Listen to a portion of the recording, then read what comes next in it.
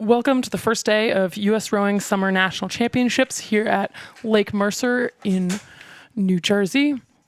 I'm Charlotte Buck. I'm here with Issa Darvin, and we're doing commentary for the next few days. Racing is getting underway for the lightweight women's single time trial. In this event, the top 6 from this race will proceed to the final. Starting off down the course, we have Alia Khamsani racing for New York Athletic Club. Alia also represents Saudi Arabia in the lightweight single, and she's training for the Asian Games in 2023. Behind her, coming up, is Lisa Ray racing for Lincoln Park.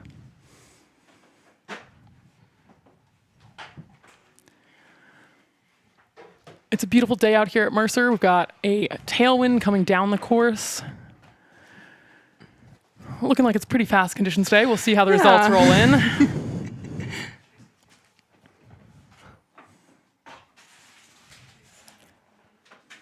Coming down the course next will be Caroline Cahill, unaffiliated.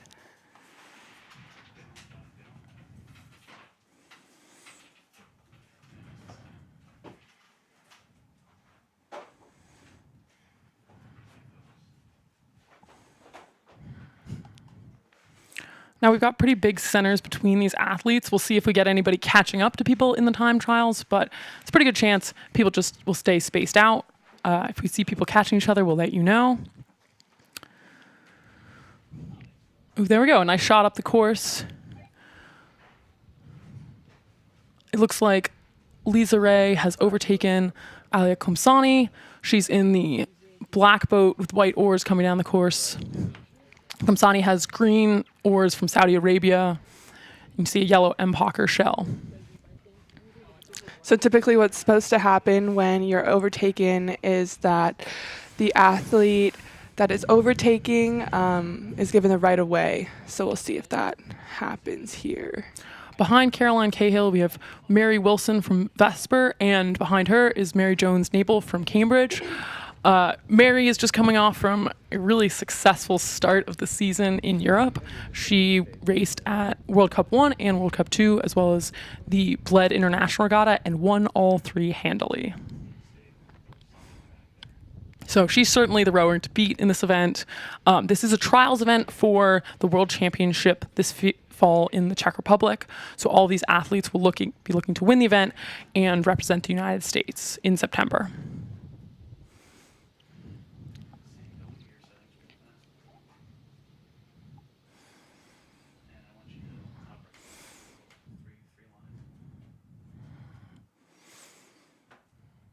As Charlotte said, there is a pretty strong tailwind coming down the course, so we should expect to see that in the times in this time trial this morning.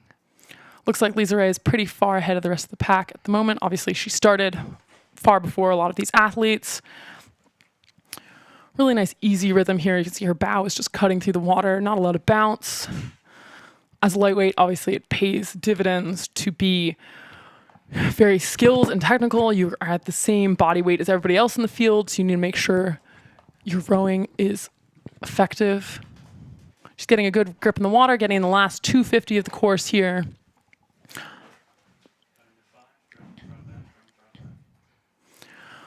The tailwind is causing a little bit of chop. It's not the flattest water we've ever seen at Mercer, but still the conditions are pretty good.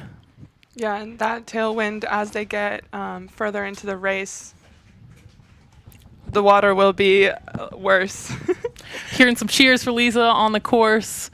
We've got a few spectators down here at the finish line with us.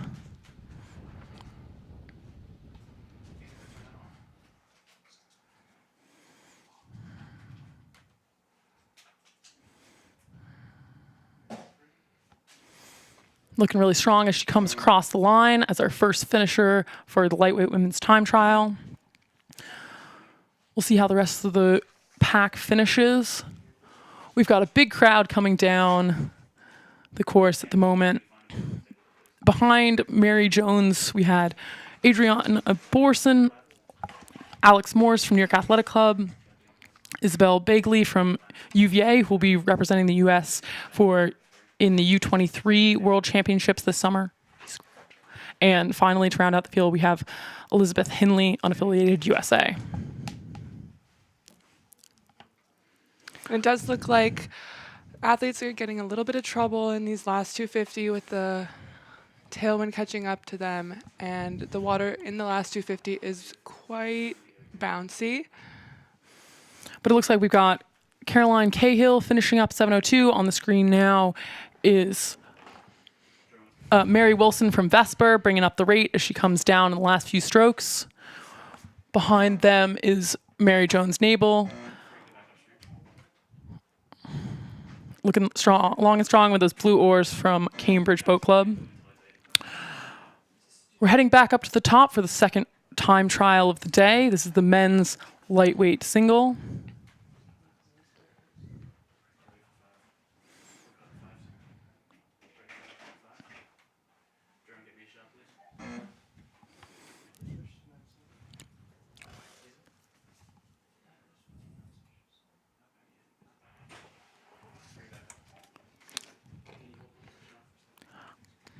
It looks like we have Alex Morris finishing up here in the last 250. Alex, a Princeton graduate, also did her master's at Columbia University Teachers College. She trains out on Pelham Bay, New York, at New York Athletic Club.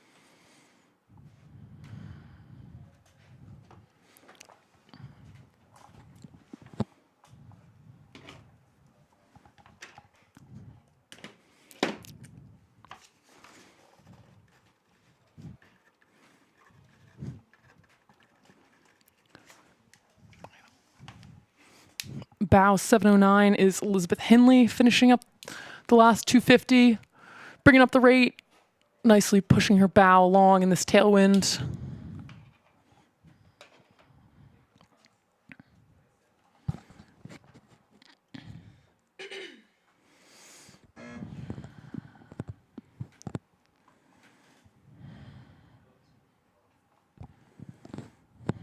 So Elizabeth was the last entry for that event. So we'll be heading up to the top for the men's lightweight single. Again, this is a trials event, so the winner of this event will be representing the United States at the World Championships.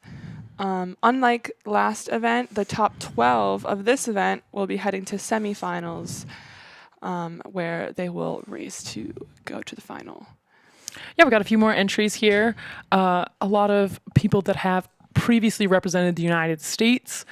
Sam Melvin was the U23 lightweight single sculler in 2019, winning that event in Sarasota, Florida. We also have Hugh McAdam, Tom Foster, Alex Twist, who have all represented the United States in the past.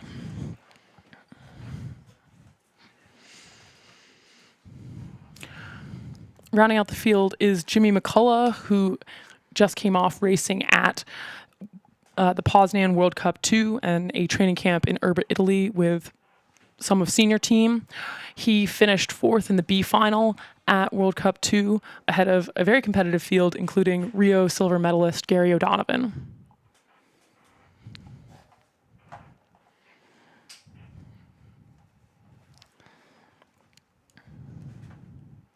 A lot of these athletes that are looking to race the lightweight men's and women's singles this year will be hoping to train in the single for the next few years and then end up in a lightweight double for the Paris 2024 Olympics. At the moment, it's the last Olympics for lightweight rowing, which may be taken away to be replaced by coastal rowing. So this is a big last push for a lot of these athletes to make an Olympic team, which Ishita and I can identify with because we are two current senior national team hopefuls. We both train here at Mercer Lake, so we're very familiar with the course. We'll give you lots of the ups and downs that we usually get out here. It can be quite windy. For those of you that have not raced at Mercer before, There's a few things that can be tricky about the course. Really, in the first 500, I often find that there is a crosswind that can give you some trouble, but calms down as you get a little more protection from both sides of the course at around the 700. And for me, the best part of the course, though, is our little peninsula with our pavilion. Yeah, gazebo at the end. You can really hear the cheers. It'll be really fun once we get to finals that you can be super close to the athletes, give them a big shout as they head into their last sprint. Yeah, it's a great place to camp out. Get some sun protection while you are really up close to the racing here on the lake. Mm-hmm. Should be starting back up in less than a minute.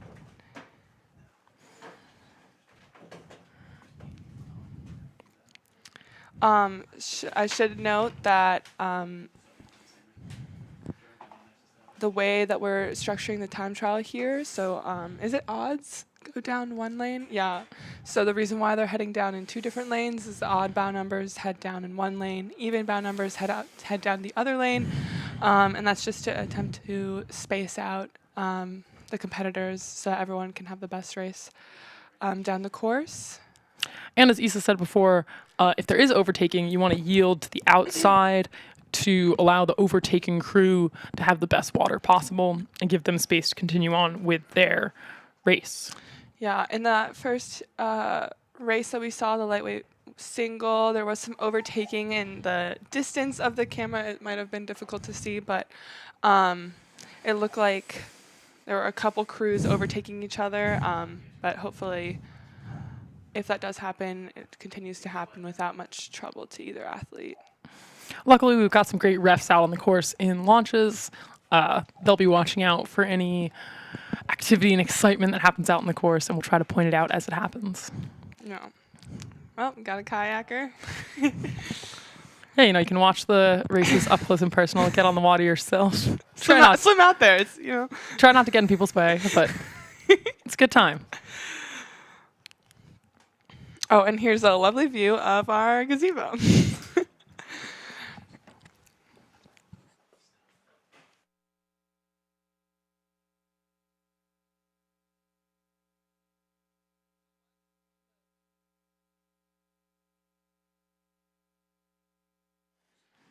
So we're still awaiting results from the first time trial, but we'll let you know as soon as we have results from the winners of each race. And as we said, the first race, top 6 go straight to a final. Our next few races have enough entries that it will be top 12 to semifinals, and then from those, top 3 to the A final.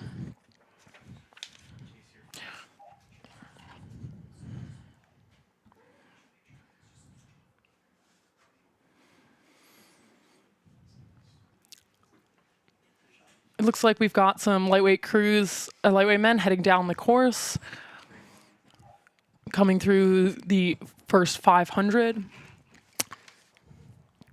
So our first single coming down the course is Rodrigo Silva Urbaneja from Miami. Next, that's going to be bow number 713. Behind him, we have Amel Eunonis from Riverside, and then Brendan Berhenes from Nereid.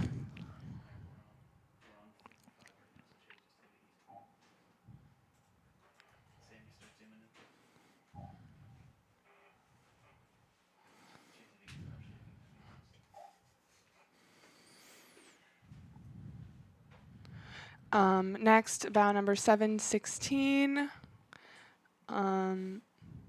Bernard Aparicio, San Diego, and James Gallagher from Potomac.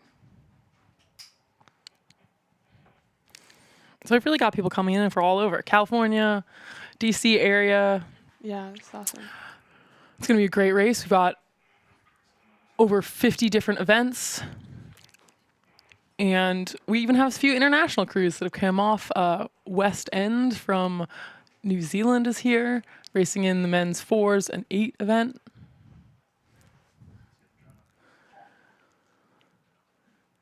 As you can see, there's some women heading back up the course. So after you finish your time trial, you're going to come to the marina side and row yourself back up the course. Maybe get ready for next event. There are definitely some people that are racing in the singles events that will also be doubling up into a double or a quad. Yeah, I think we have quite a few people doubling up today. There's also an eights time trial, so I know there's people in the pairs and fours time trials that will be doubling up or tripling up, it seems. Which you got to pace yourself on a day like today. It is pretty humid, even though it is only 8:20 in the morning. New Jersey can be pretty brutal with the conditions, so you got to make sure that you're rehydrating, reapplying sunscreen, wearing good sun protection while you're out there. Senior team, we definitely are a big fan of making sure that you are careful and protecting your skin and getting good recovery with hydration and food after your race, especially when you have to go again either today or tomorrow for your next race. Definitely. We left off with James Gallagher from Potomac. Bound number 718 will be Christopher Crawley from Hudson River.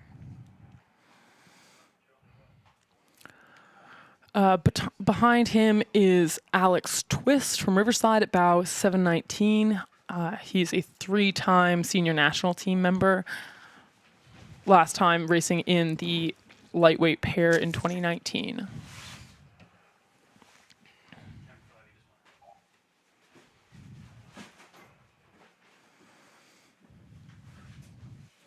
Everybody looks like they're handling the conditions relatively well.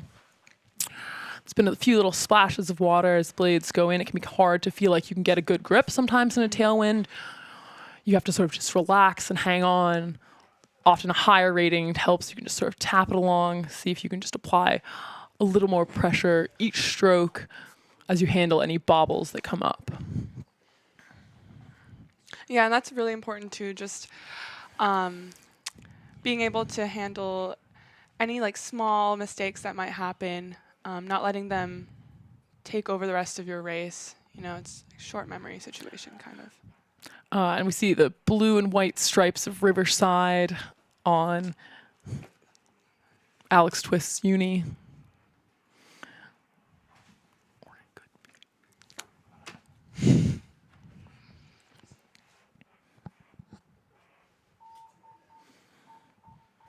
So our first athletes coming down into the final 250 of the course.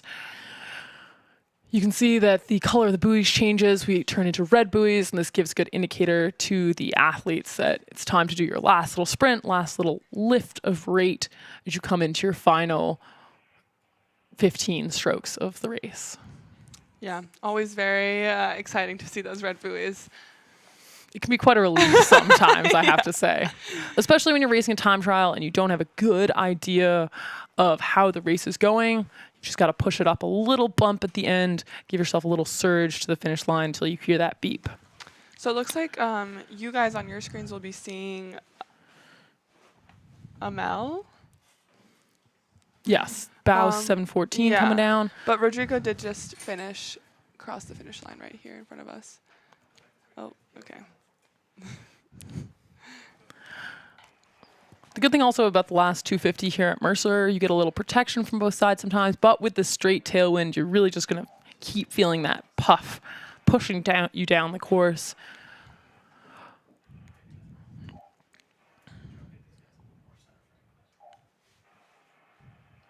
There you go, really hauling on these last few strokes, trying to come through the line with a little extra speed. Headband also free speed. Definitely. It's good luck.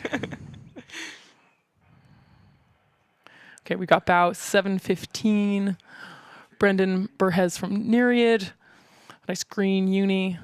You can see there's a lot of chop under his boat. It's not the easiest conditions to start off racing in, but our competitor's doing a great job.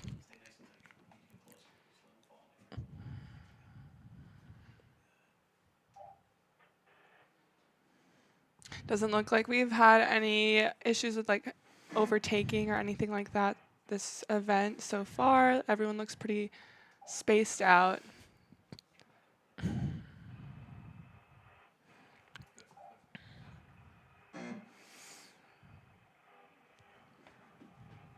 Here we have James Gallagher from Potomac. Mm-hmm. You got those characteristic blades from Potomac, white star, red blades, really easy to see down the course. Getting right on the front end. It's what you need to do in a tailwind. You cannot wait to sort of feel the grip. You just have to start hauling on it, getting your bow down the course.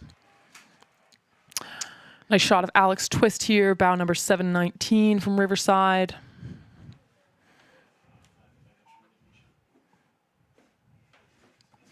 Alex is doubling up in the men's quad later in the regatta as well.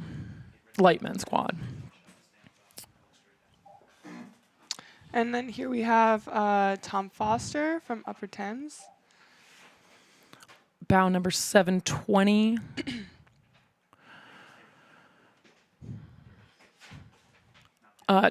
Tom Foster also has national team experience, graduate of Yale and Oxford, and he finished third in the lightweight pair in 2018.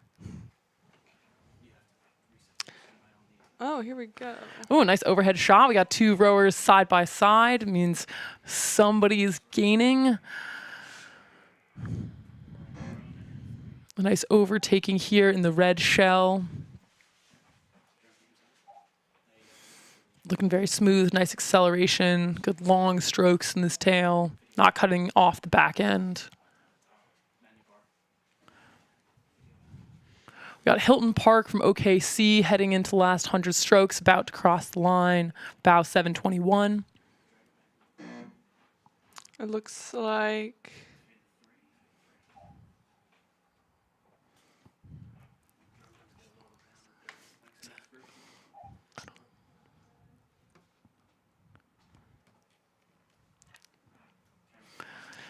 my best guess would be 723. It looks like it. So 722 is being overtaken. That is Tristan Hitt from Cincinnati being overtaken by John Mannion, unaffiliated USCIA.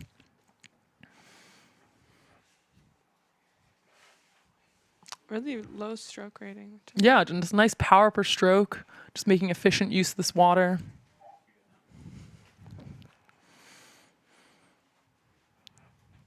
I like these dual-sided blades. You can see the yellow on the back of the oar shaft. You can see when he rolls up. Behind John Mannion, we've got 724 is Cody Webkin, also from Cincinnati. And following him is Sam Melvin in bow 725 from New York Athletic Club. Sam won gold in Sarasota in the U23 lightweight single in 2019. A really great race. Just eked out a win, one of the best moves at the 1,000 I've ever seen. Highly recommend watching that. Bow 725, just crossing the line.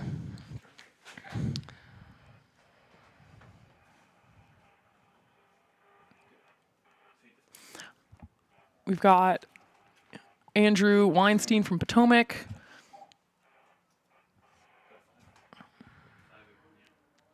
Coming up on our last two athletes heading down the course. You can see that Texas uni of Jimmy McCullough. He rows for Texas Rowing, High Performance Rowing Center down in Austin, Texas. As I said, he was just at World Cup 2 in Poznan. Had some really great racing against some very stiff international competition and finished fourth in the B final. Look at them, super calm. He dealt with far worse conditions in Poznan. It was pretty windy out there.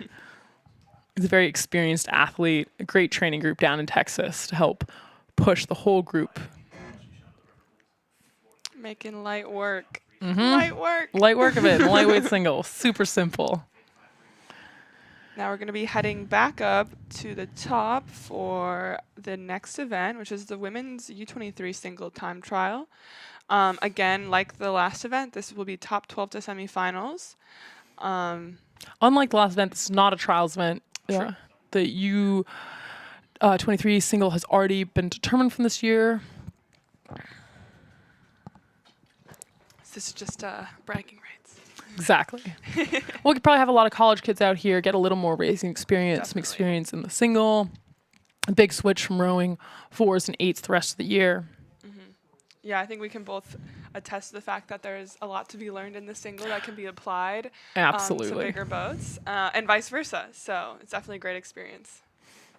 It really is. The boat feel you get from being in a single is unparalleled, and I'm sure college coaches are really happy to see their kids working hard over the summer, hoping they can come back and say they were summer national champions here at Mercer.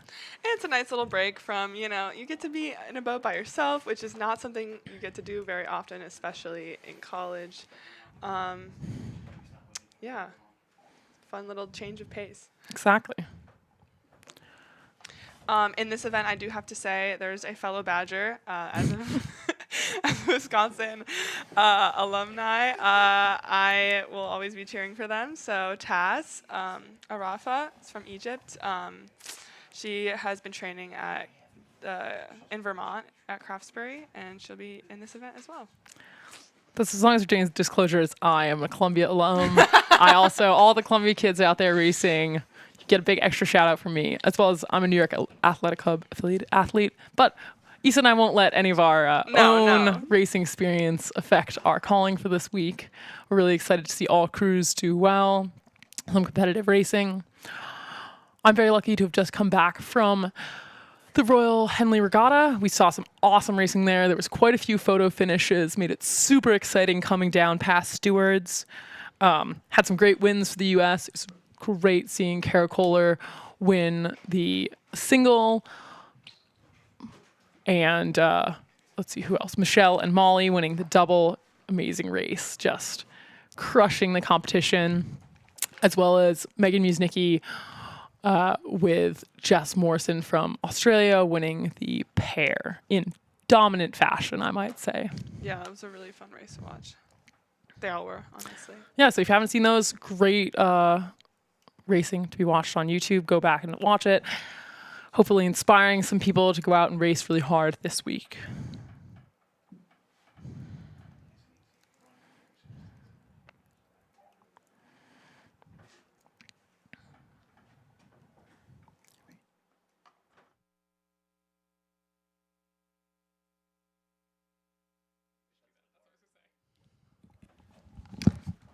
So we'll be back in a few minutes for the next race. Really excited to see the U23 single time trial.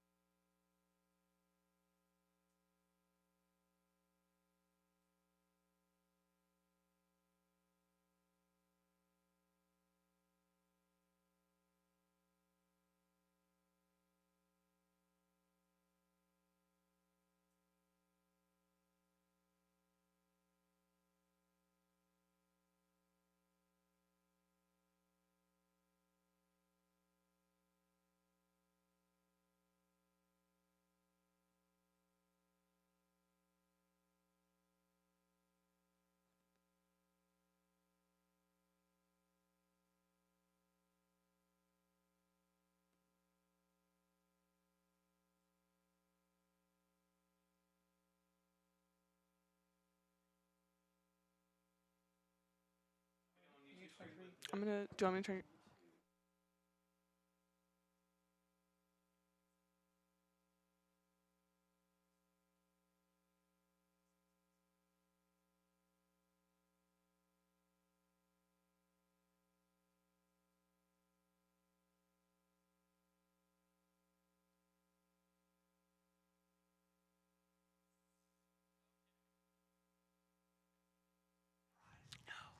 At least it's down today and not tomorrow.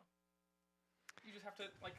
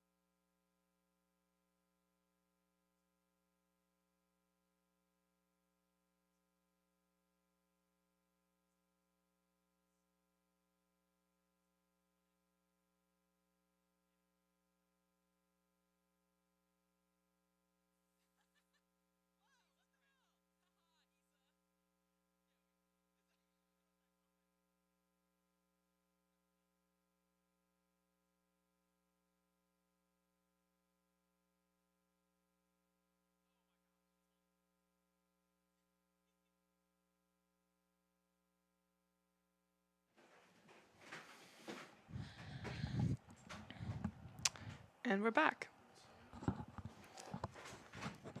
Shortly.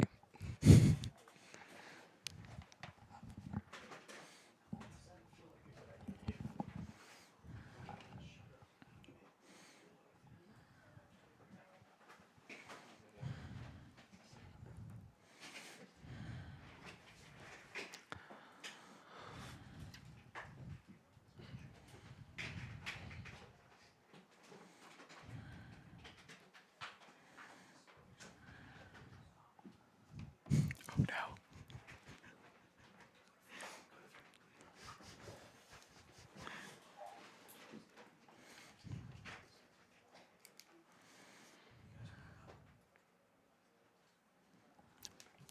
And we're back to the U23 singles time trial, top 12 to semifinals.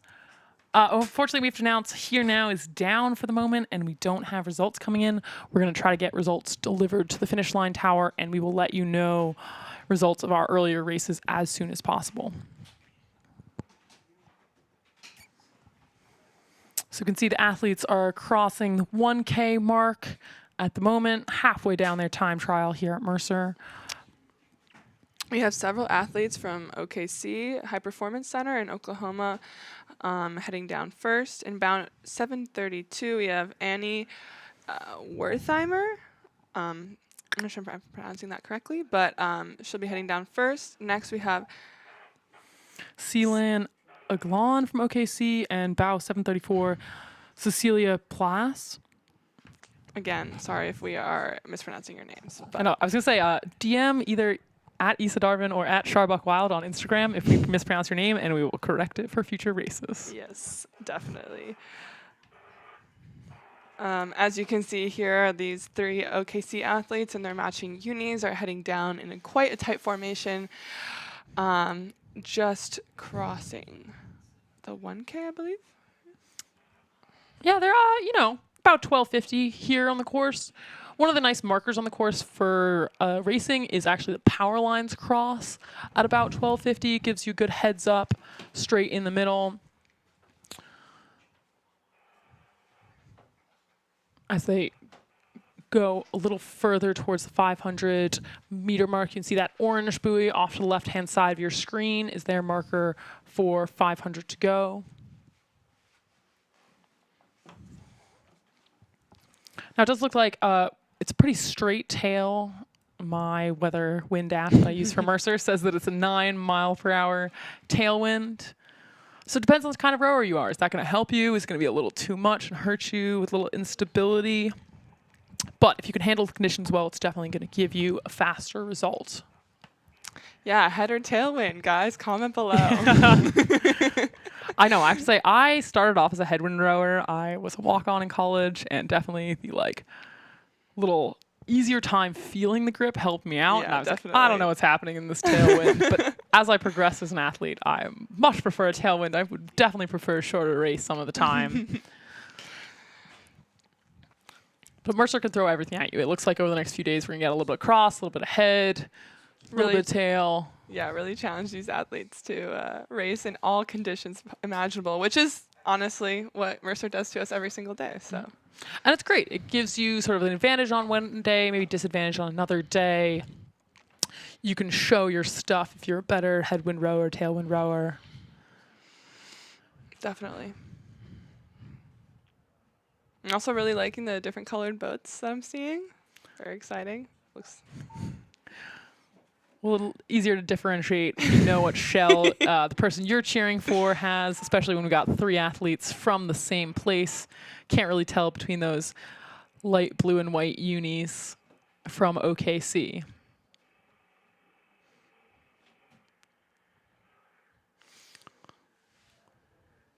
But you can see the wind can sometimes cause these athletes to bobble a little. It just is a little tough sometimes when you hit a wave, but they all look like they're recovering well from any bobbles you've got. And that's really important, just staying calm. It's a long race in a single. It's a lot of time. One stroke is not really going to determine a big change in speed, winning or losing today. You just want to make sure you're getting fast enough so you're in top 12 and can put down a race against other people tomorrow in the semifinals. Yeah, definitely. There's, like Charlotte and I have been saying, there's pros and cons to different wins, right? And it's just about managing the cons and making use of the pros in order to deliver your fastest race down the course. We've got these 3 athletes headed into the final 250 of the course. Those buoys changed to red. You can see the rate is going up for our first athlete here, bow number 733. Looks like that's Ceylin Algan from So it looks OKC. like she passed one of her teammates. Yeah, it looks like she passed Annie Wertheimer, also from OKC, who's farther on your screen at 730, bow number 732. I'm telling you, green boat, free speed. Well, nice Hudson shell, custom made green, probably. There you go. Really putting a lot of effort into these last 250, trying to eke out every ounce of speed she's got coming down towards the line. You want to set yourself up in a good position in these time trials so that you have a preferred lane later.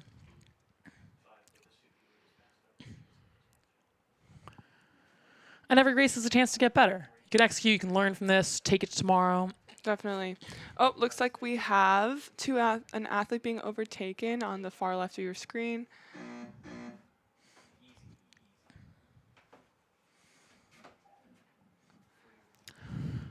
Continuing our colored boat parade. We have bow 735 is Sarah Harvey from USRowing High Performance Camp.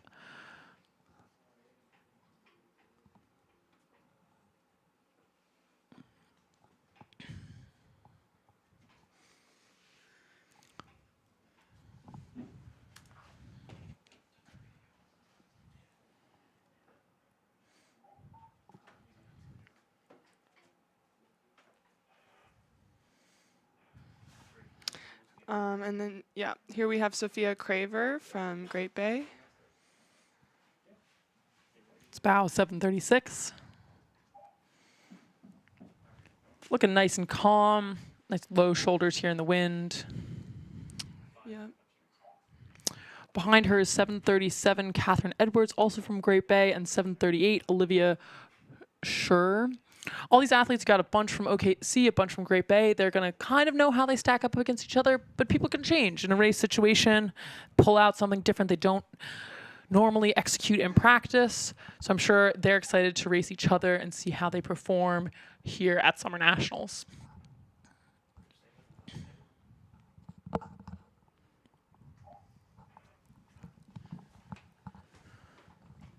There you go. Last few strokes for bow number 737, Catherine Edwards, as she comes across the line. And then here we have Olivia Schner from,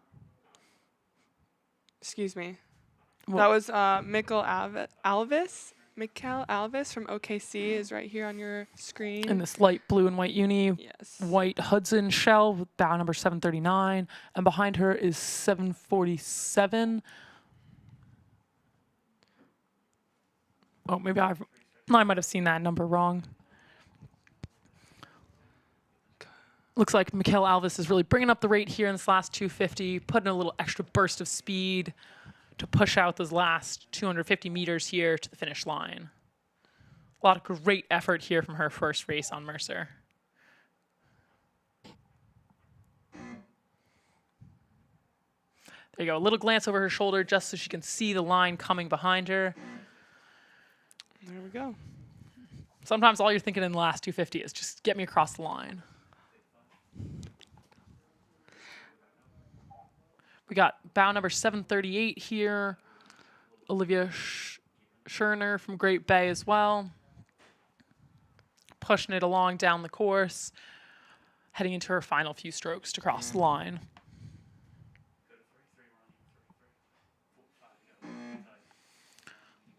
So we should be seeing Isabella Bagley and Taylor English heading down. Isabella Bagley from Virginia is the lightweight single for the U23 national team this year. Yeah, so she'll be racing later this summer for the U23 World Championships. She's definitely trying to give herself, I bet, some stiff competition here in the open weight single, race up against athletes that are a little heavier than her, maybe a little stronger on the erg possibly, but that has never stopped a lightweight from beating a heavyweight. Here we have Morgan Lindsay from Penn AC, bow number 743. Oh, looking nice and smooth and relaxed, calm in this tail, coming down into her last few strokes. I might have spoke too soon. You jinxed But it's hard. She recovered quite well. I've been known to, hit a few bumps in my last 250. It's always when the focus is on you, like. Yeah.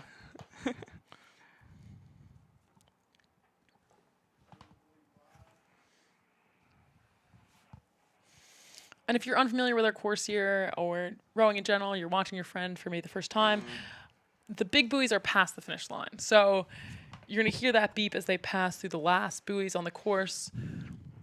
And then they know that they're absolutely done when they come through these big buoys at the finish line.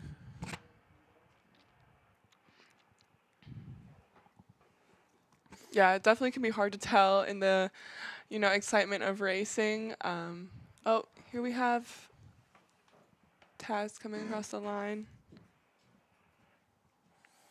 Taz Arafa from Green Racing Project, also from Egypt, and also a Badger. Go Badgers. Go Badgers!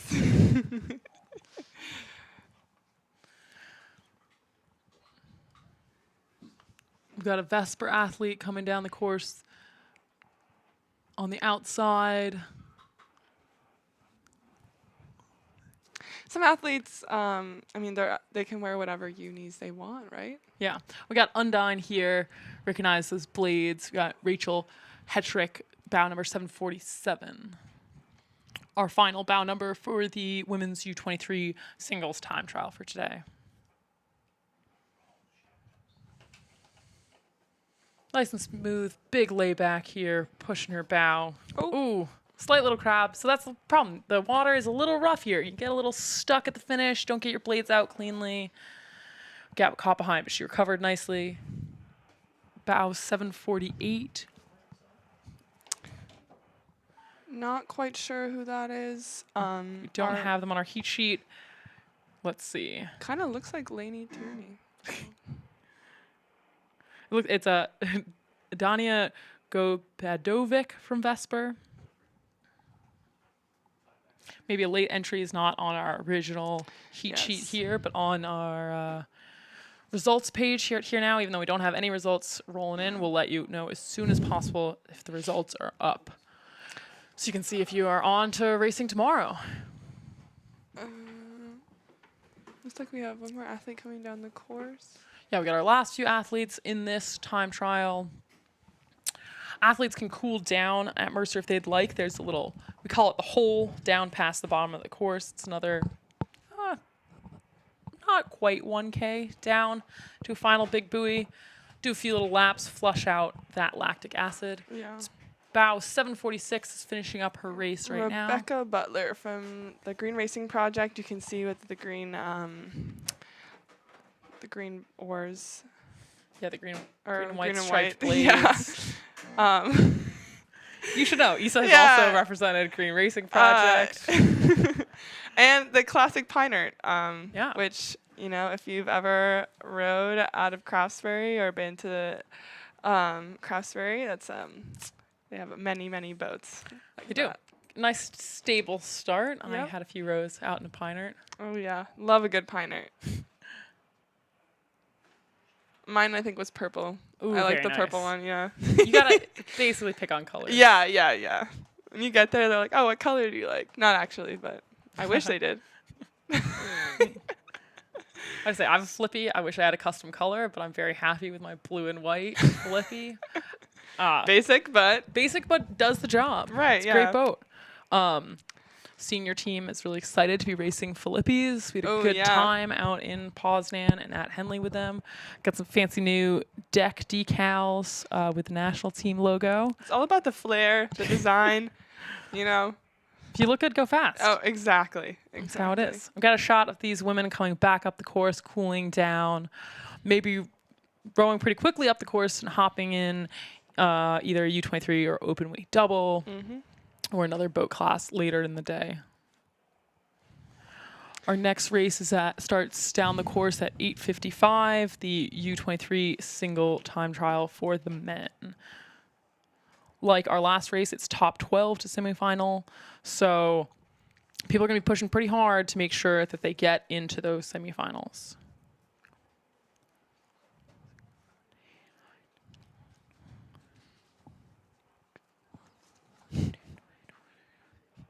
We got 25 entries in this event, so it's a pretty steep cut down to 12. So people are probably going to be racing their hearts out to make sure that they make it to the semifinals tomorrow. Yep. And we will continue to see if YouNow is responsive. I know everyone is waiting on the edge of their seats for results from the previous 3 events, and as are we, obviously. Yeah, we want to know who won. We want to see who's racing tomorrow, who people will be cheering for.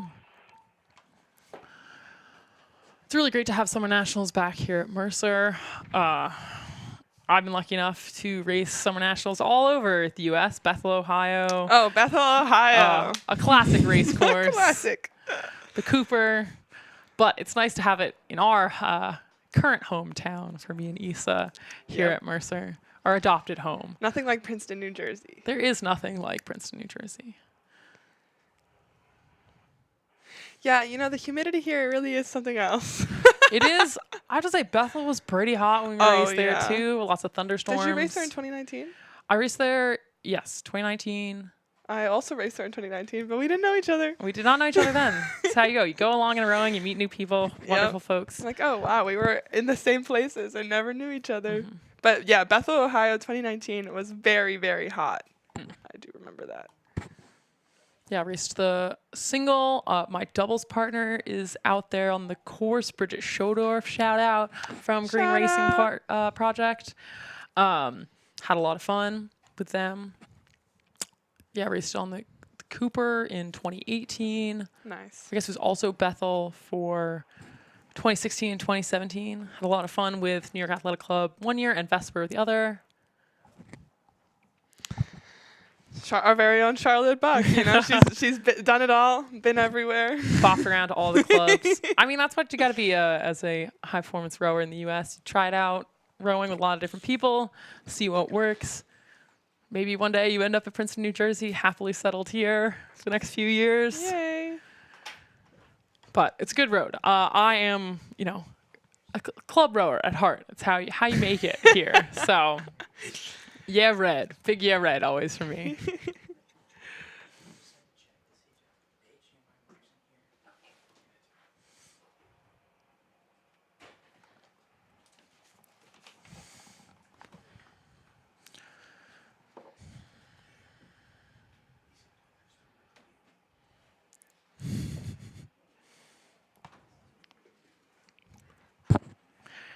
Yeah, and like Charlotte said before, please DM us on Instagram if you have things you would like us to say about you, because we love to give our viewers as much background on these amazing athletes as possible. So yeah, just let us know. Yeah, any fun facts about racing this year? Any great performances you've had that you want a little shout out? Issa and I are here to give lots of color to these races. Okay, and it looks like we've got our next race coming down the course. Some athletes coming through the first 500 for the men's U23 single time trial. Top 12 to semifinals tomorrow. So the first bow for this race is 7:51, Robert Sherman from Conshohocken. Following him is 7:52, David Olig from Vesper.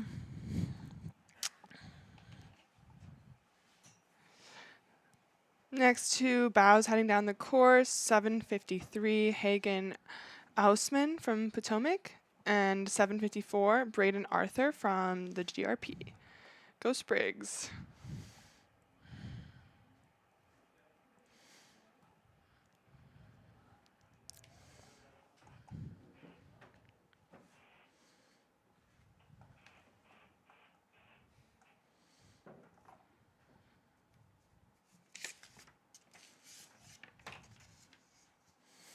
So a lot of these athletes will have just come off from being here at IRAs, and so they'll already have like a good sense of the course, but in a bigger boat. So it's a very different game to be at Mercer in a single. And looking out the window here at the finish tower, I don't know. I'd say the wind is picking up. I agree, yeah. It's pretty fast looking. Very choppy in the last 250, I would definitely say. Almost a little bit of white water, so you just got to be careful with that blade clearance. Just make sure you got a really good clean finish, tap down around as you're getting your blades out of the water, not getting stuck or might catch a crab, and we're going to see it right out our window. But that's what rowing is, riding that line right before the white cap, Exactly. Never hurt anybody. If you're not pushing it, you're not trying. Okay, we got about 10 boats on the course. Really hammering it out. Next, coming down the course will be bow number 7:55, Thomas Segura from Miami. And following him is another athlete from Conshohocken, Sean Williams, in bow 7:56.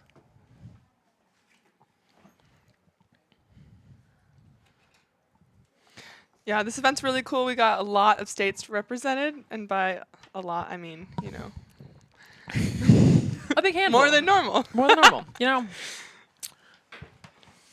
I was looking at some graphics from last year's Tokyo Olympics, and there were 40 states represented by Olympians, maybe Olympic medalists. So people come from all over. Even for rowing, got a lot of representation from all over the country. Yeah, it's really exciting. I'll represent our Northeasterners. Issa's got the Midwest. Hell yeah. We might have some friends pop by, add in some commentary from different places. Yeah, we got to get all the coasts covered. So, California folks. Yeah, California folks Washington. swing by. A lot of U-dubbers, not originally from Washington necessarily. Shout out to Jess Thones, my pair partner in the 8 at Henley that we just raced. Midwesterner, but We'll claim. loves Washington. She can claim both. Claim both. And Colorado.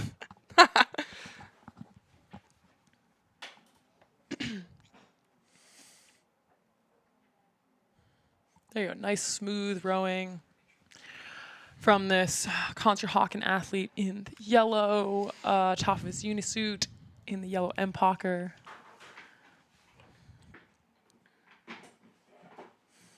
There you go. A little tiny splash and see his blades hit the water sometime, but that's just a result of these conditions. It's hard, even if you're a very proficient sculler, to not have a few little scrapes as you go along.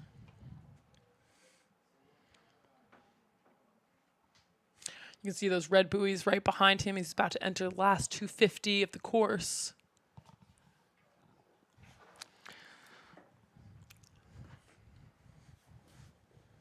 Yeah, like Charlotte mentioned, as the wind picks up, which it's likely to do through the rest of this day, honestly, the athletes will have to contend with what the conditions look like and adapt accordingly. We try to provide the best at Mercer, but sometimes the lake does not cooperate. It's what we've got. You know, when she's flat, she's beautiful. When she's But- not flat, she's also beautiful. Yeah. Just tough. Good way of putting it. That's Yeah. a very good way of putting it. It does look, according to my weather app, that the wind is going to get a little worse, but not terrible. It's going to stay pretty much a tailwind, maybe switch a little bit to a cross tail coming from the north. So you'll have to contend with that. There we go, looking strong here from Robert Sherman as he comes into his last few strokes. Slight little head tilt looking out of the boat, trying to see that finish line. Big push through the end of the stroke. Okay, looks like we have.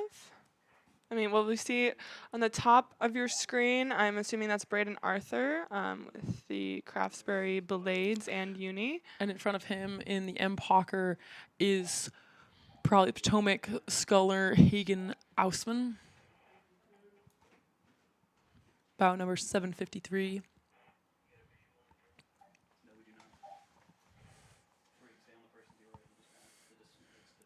So the thing about time trials that can sort of give you a little marker of how you're doing during the race is seeing people come up behind you. If you can feel them and you're passing them, that can give you a big burst of speed, that you're excited that you've closed the margin, the start margin. But if you're an athlete behind and no one's closing on you, you can sort of visualize pushing off the athlete behind you. Give yourself a little speed, try to open that gap between you and the athlete behind you. We've got bow number 755. That's Thomas Segura from Miami.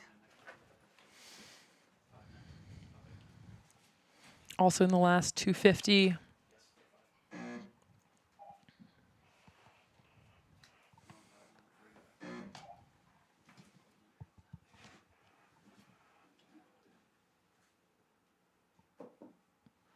Looks like 756, Sean Williams.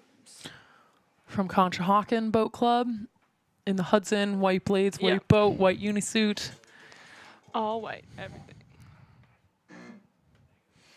There you go, looking very strong as he comes through. You can see the waves are kicking up behind him. It is rough out there, Yep. as that stroke just showed. I'm going to guess this is Caleb Nolenberger from GRP. Got that big craft spray down his back. We can tell who he is. Yeah, that was very helpful. Thanks, guys. That's what we want. Unis that we can tell what team you're from.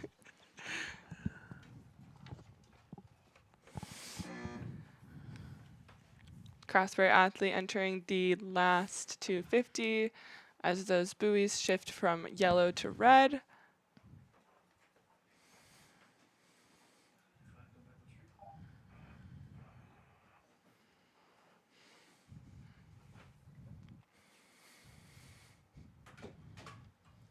And you can see those nice waves getting Rougher and rougher. rougher and rougher Yeah. out there, yeah.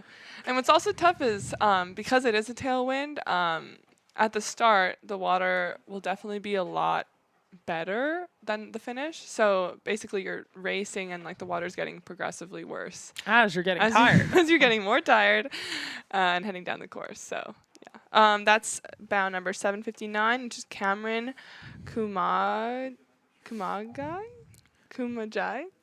Sorry if I'm butchering it. But from But you're OKC. looking great. So Looking good, yeah. sorry we can't pronounce your name, but look at that sprint up to the end. He's Wow, really bringing the rate nice. up. I mean, why not give it a little show here at the finish line? Yeah, wow. Okay, hopefully Inspired we'll see, finish. yeah, hopefully we'll see more of those sprints tomorrow. It really depends on people's race plans. Sometimes in a time trial, if you feel really secure, you're not going to bother with a sprint. But honestly, with cutting down from a big field like this, Yeah. it is not a good time to just take it easy and not put your best race out there. You just don't want to be that 13th athlete today Yeah. who just missed out on semis tomorrow. Definitely. Let's see, we got a big crowd here at the finish line, 761. Arya Venugopalan from Conshohocken. And behind him, 760. Isaac Levinger from GRP. Nice grip on the water from this athlete here, just staying very calm, very horizontal with his push, which is hard to do over these waves. Heading down towards us. So we've got an OKC athlete, that blue and white uni. Might be Isaac Evans. And then in the distinctive red blades, we have Dylan Green from Mendota, also a fellow Badger.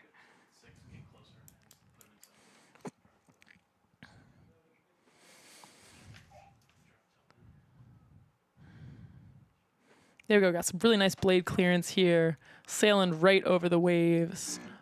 That distinctive OKC uni, also very helpful for us commentators. Ooh, nice overhead shot. Got some great drones out here on the course. Yeah, making this chop look pretty easy. Oh. We really keep speaking too soon. It's tough.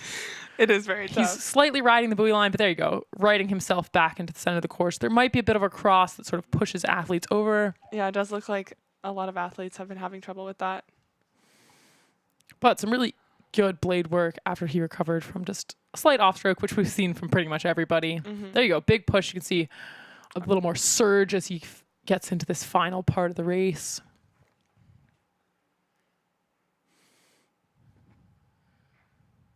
You know, single scullers, they do it all. They're motivating themselves, they're steering, they're racing hard. It's a lot of things to think about as you're coming down to the line and trying to exhaust yourself in these rough conditions. Yeah, especially for a lot of these athletes who have spent the year rowing with their collegiate teams, you know, having a coxswain, shifting to kind of that silent 2K can be a pretty drastic change for a lot of us, honestly. Yeah, you got to fight those demons in your head. Really remember when it's tough out there, what motivates you, why you want to win. Make sure you... Ooh, look, we got an overtaking right here at the line with some nice speed from Isaac Evans. Yeah, Isaac really seemed to put on the gas there in those last like 300, 400 meters. I made up some considerable ground. Here we have Dylan Green. Dylan was recruited to Wisconsin after having primarily sculled for his high school career. It shows. Yeah. I mean, he's looking very flat and calm coming down these last 3 strokes to the line. Easy peasy. That's what you want to look like in these conditions. Go Badgers!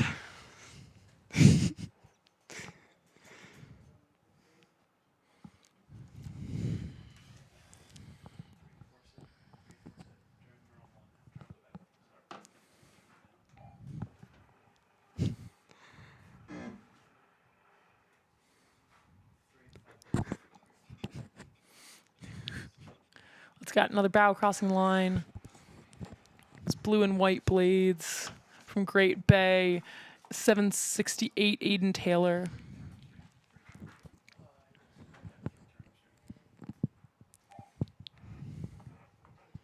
Let's see, coming down the last 250 behind him is 770 Tommy McBirth from Nereid and 771 Thomas Harrison, New York Athletic Club.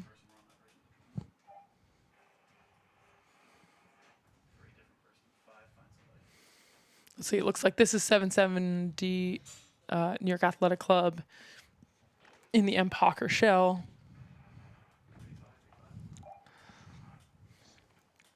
Here's 771. Thomas Harrison just finishing the race. A lot of good sunglasses out here today as well. Oh, doing some shopping. Very important. It is bright. Honestly, anybody who's not racing in a hat, I think you're a little crazy. I need it all when I race. Yeah, honestly. I think this is probably Conrad Palmer in the OKC Uni, bow number 774. Looks like he might have overtaken a few crews behind him. Yep. Looking very strong. Yeah, really putting on the gas here in the last 250. Yeah, personally, once you can see the gazebo on your left side, you know those red buoys are coming up soon. That can be a huge motivator Yeah. towards the end of the race, personally. So I always look for. I'm a big fan of the blackout 10, just as much as you can do, just hauling on the blades, pushing through the footboard.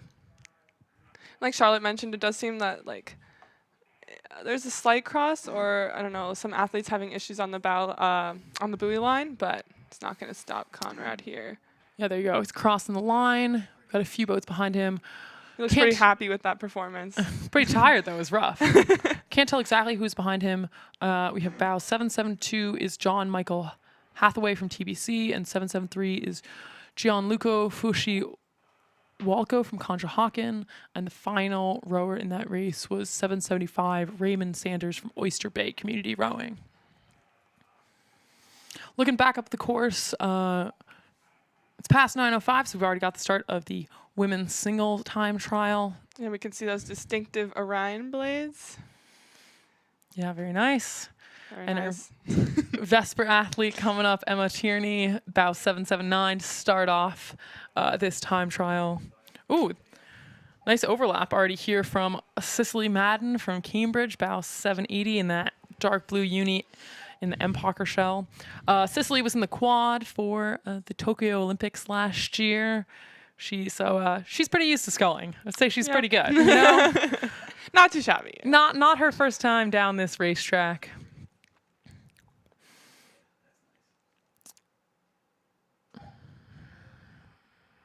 There you go. Nice push, making those conditions easy.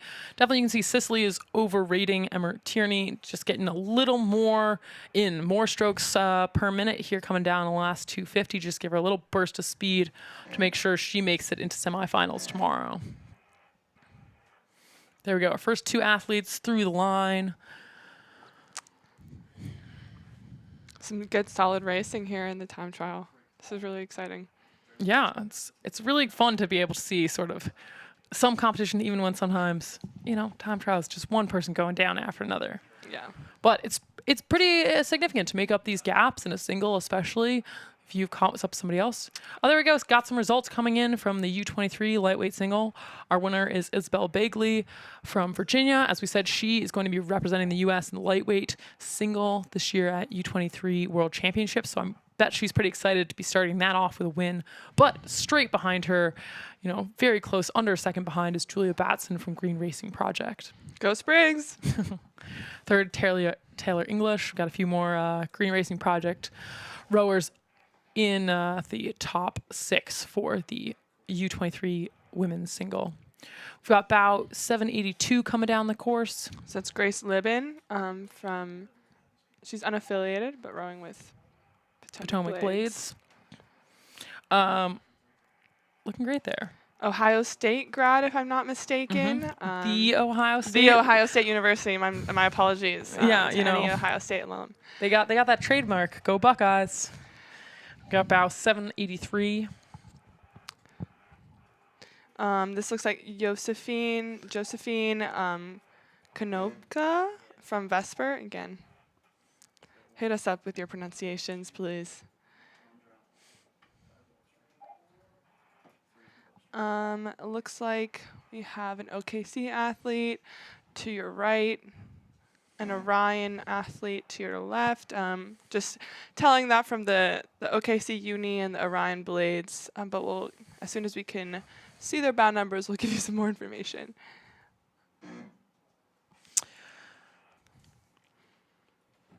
It does look like, since we've gotten the results from that past U23 women's singles race, that we've got results coming in. So we will let you know the results of previous racing once this time trial ends and we've got a little break.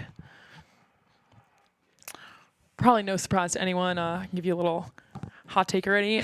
Mary Nabel won the lightweight women's single, and James McCullough won the light men's women's single. Nice. So all of that racing in Europe paying off for those two athletes. Strong showing to start the day.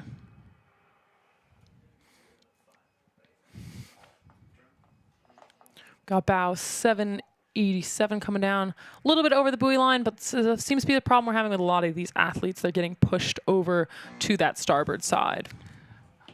787. That looks like Maddie Fra. From Long Beach.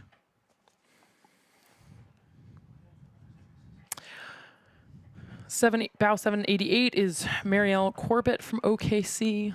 Marielle Corbett. We actually met at an ODP.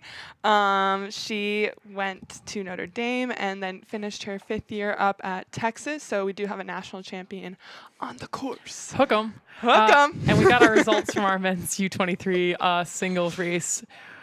The winning time is 6:53.9. Jack Stone from Greenwich.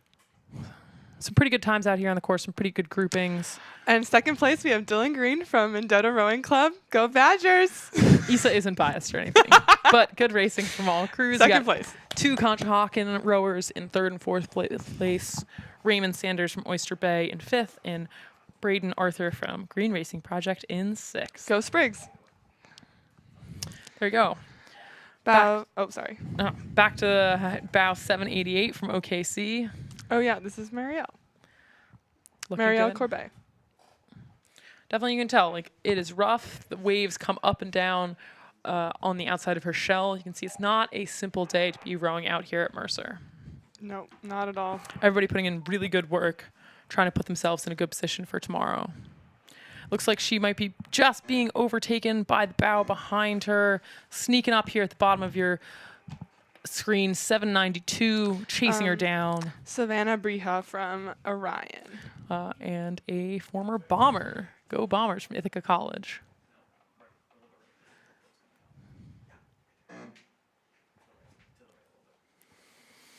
Bow 790 coming across the line now. Sarah Baker, unaffiliated.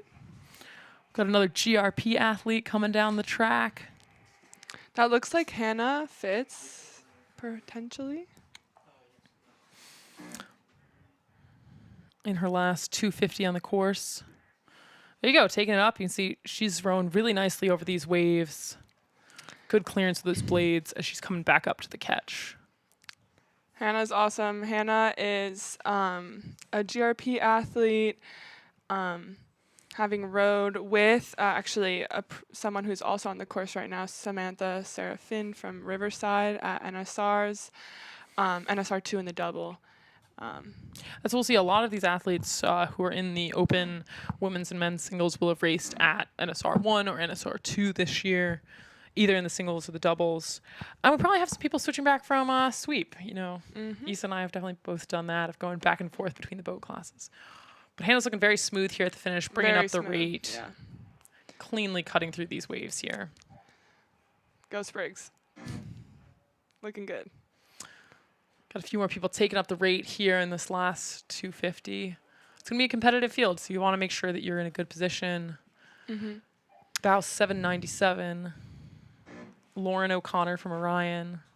Another Badger in a nice, spicy nice. pink boat. Yeah, we love to see that color. Love to see that. 2 more Orion athletes, it looks like. I think probably on the right side of your picture, it looks like it's probably Lauren Miller. Lauren Miller, University of Minnesota grad. Got some good Midwest representation here. And 799 on the other side of her, Karina Fettner from Orion as well. These 2 teammates, you know, they're probably pretty used to battling back and forth in Saratoga Springs as well. Yeah, awesome experience to have a group of women who really push you and that you can really race against every day, honestly. Probably not unaccustomed to this kind of situation. And a good push really brought the rate up here at the end of this race. A little bit of gritted teeth there. She's pushing it for her last few strokes through the line. There you go. Nice fluid, orange, like that. Love to see it. 800, that'll be Hannah Paitner from Orion as well. Charlotte and I have both had the privilege to row alongside Hannah Painter Yeah. this year. Popped down to Princeton early this year, so she's probably pretty used to the course now. No surprises from Mercer for Hannah. Very versatile athlete as well. You know, she was sculling at the selection camp and then was asked to sweep, made light work of both, so that's awesome. Got Bow 801 coming down the course. Sarah Busse from Riverside. Looking nice and stable, honestly. Nice and chill. Sarah also, has rowed for Hydro, but putting out great rowing training for other folks. That's awesome. Looking relaxed as she comes through the line, hitting her speed coach. You know, you want the data for yourself as well to see how you're doing, see the improvements. For sure. And then you can see day to day, how are you doing in these conditions? Well, we got a break in the racing for a moment. That was the end of the Open Women's Single here at Mercer Summer Nationals 2022. So we're just going to run through some results for you. If you check out here now, we now have results for the last few races that came through. So like I said, Mary Nabel won the light women's single in a time of 7:11.6. Jimmy McCullough from Texas won the light men's single. Isabel Bagley won the U23 single time trial, and Jack Stone won the U23 men's time trial. So our next event down the course will be the men's singles race, starting in just a few minutes, and we'll take a break for a second while they get poised to come down Mercer. And here are results from the women's single. Savannah Brehan from Orion clocking in first. The time is 7:14.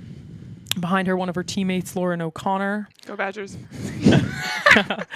Behind her in third is Cicely Madden from Cambridge. Fourth is Sarah Busse from Riverside. Fifth, Hannah Painter from Orion. And sixth, Emmeline Lawrence from Great Bay. Some awesome racing. I'm really excited to see the semifinals for that. And pretty close grouping of times. Definitely. So I'm sure all those athletes will have more to put on it for the racing tomorrow when they're side by side, see how their competitors do. Yeah, like Charlotte mentioned before, there are different strategies that you can use for the time trial. You know, if you feel pretty comfortable, you might not expect to really give it your 100% and strategically save some energy for the semifinal or the final in the following days. And if you don't, it might just be in your best interest to really give it all you got. So sometimes we do see different times kind of show up in the time trial, and it'll definitely be interesting to see how it shakes out in the semis.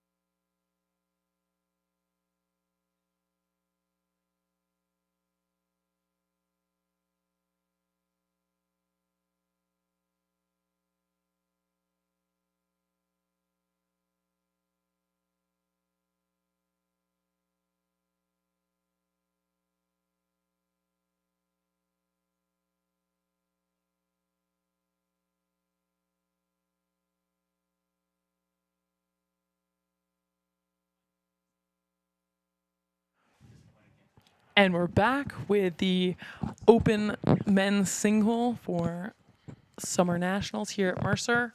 The time trials storming down the course. We got a few bows coming through the 1250. Got a nice little pile up on the course. It looks like a few people were going to have to yield to the rowers behind them. Pile up. We'll love to see it. The first bow down the course is 805 Graham Calloway from Riverside. You can see his blue and white uni in the lane to the left of the picture. Followed shortly by bow number 806, Tamir Green Ellis from Vesper. 807 is bow Alvaro Torres Maslas from Row House down in Miami, and bow 808 is Elliot Putnam from Penn AC in Philly.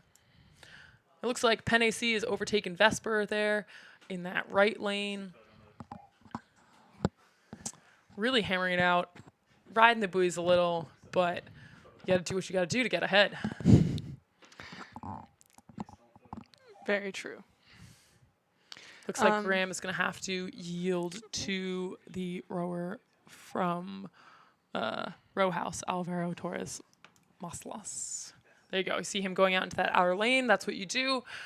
The rower behind you is coming down with a little more speed. They have the right of way to have the best race possible. Unfortunately, when you have to yield, you obviously gain a few extra meters on the course. It's going to make your time a little slower, but hopefully you can get a little extra burst of speed now that you've got an athlete next to you to motivate you to keep that speed up. Looks like in the far lane, we had a rower get out of the lane to go around, so I'm not sure quite what happened there, but seems to have recovered, back in the lane, heading down the course.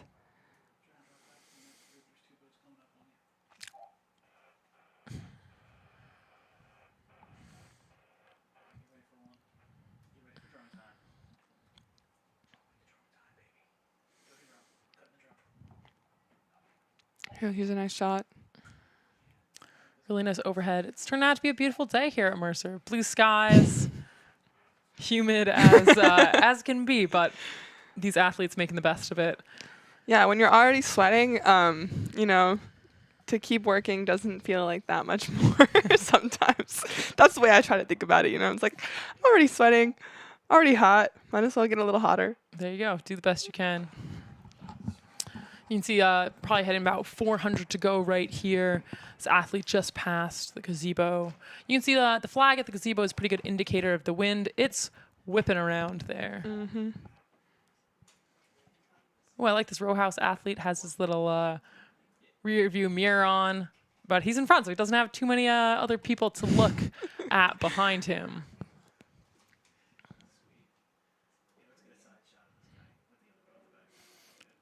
But he's really hauling on it. Good grip on the water in the front end. Yeah, cool to see some Miami, some Florida athletes representing here. It looks like we're getting another overtaking here happening. This Vesper athlete, Tamir Green Ellis, on outside of him, being overtaken by bow 810 Thaddeus Babiak from Penn AC. Really hauling on it, getting past him, putting himself in a good position for tomorrow.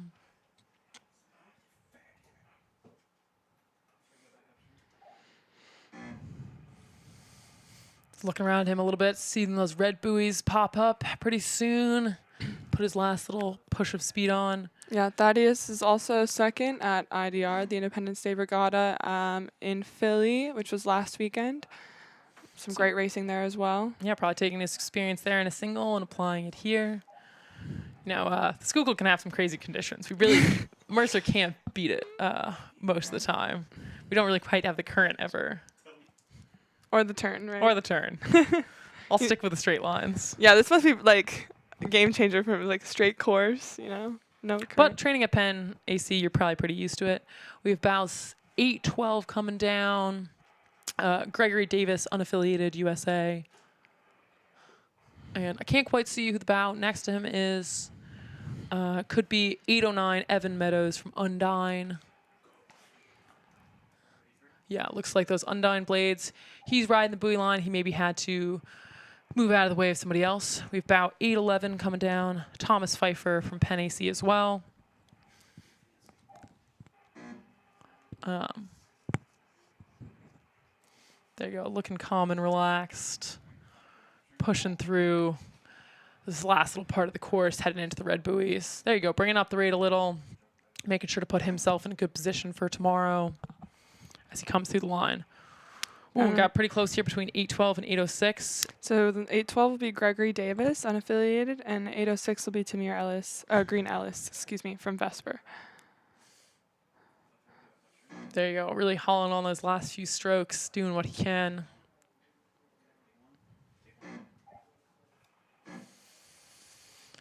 Nice shot down the last 250. You can see quite a few athletes bunching up here at the finish line coming through. About 8:13 is Adrian Ventnor from Riverside. 8:14, Julian Harrison from Penn AC. Can't quite tell who this is in the center of our shot in the M-Pocker with the white blades. But you're doing a really nice job. Looking clean over these waves. Oh, it's about 8:14. Julian Harrison from Penn AC. Cutting very smoothly through these waves. Good horizontal transfer of power, pushing straight back there. A 250 to go.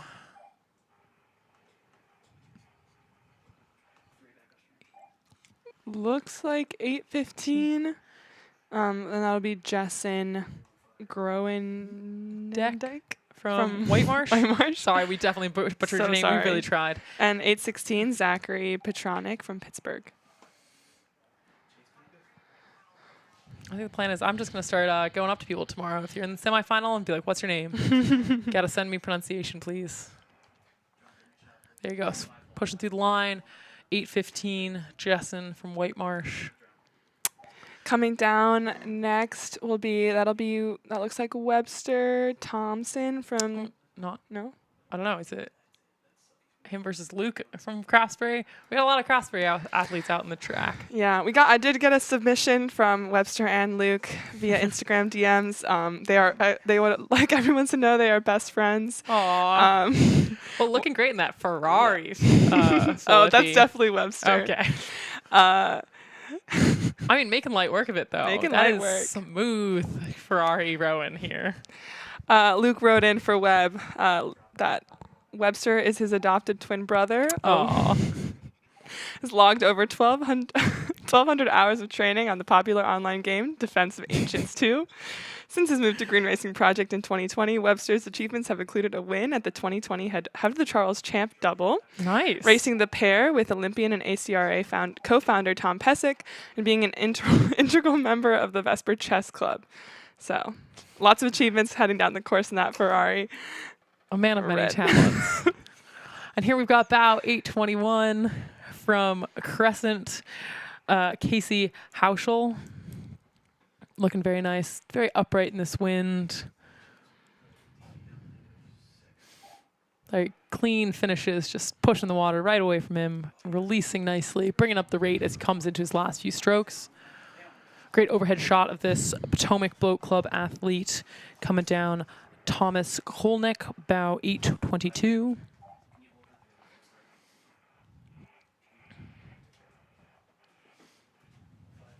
Pushing through this last 250 with those red buoys on the side of him. So there's a lot of entries in this event too. We've got 22 entries and only 12 are going to make it to semifinals tomorrow, so you don't want to be in that bottom 10. Mm-hmm. Definitely going to be some tight racing here.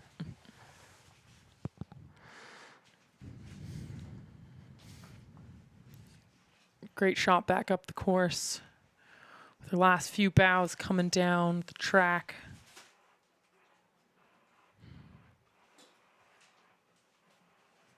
You can see sort of the different patterns of the wind on the water. It's swirling back and forth. Cannot be simple out there in a single.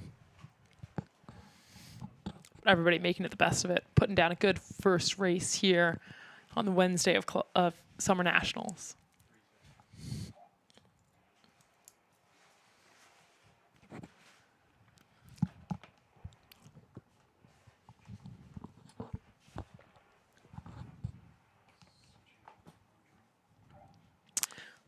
Bow number 824, Brian Pack from Cincinnati. Then we have what looks like an OKC uni. If I were to guess, I'd be Craig Oldgees. Again, sorry for mispronunciations. But he's doing a good job pushing, overtaking the athlete behind him, Brian Pack. Extra little bump up here as they come down last 100 meters. I like his name out of the boat, though. Bulletproof. Yeah. You gotta be tough out there. That's pretty sick. I'm holding back a lot of my boat commentary, you know. I don't want to bore you guys, but there's some cool boats out here for sure. As you can tell, Issa and I are big rowing nerds, as well as national team. I don't want you guys to think members. I'm a nerd. It's too late, they already know. I've been outed. Okay, we've got about 825 coming down. Caleb Alter, unaffiliated USA. Long push into the finish. Big look around his shoulder to see the finish line coming. There you go. Keep it up here in the wind. And he is our final athlete coming down to the line for the men's single time trial. Great racing from all crews out there. Yeah, I think there were a couple people that we didn't mention. I'm not sure if they just headed down and we weren't able to see them. But that's all for this race.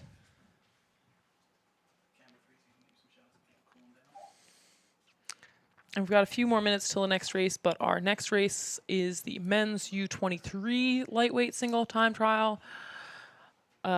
Fewer entries in this race. It will be just top 6 to a final.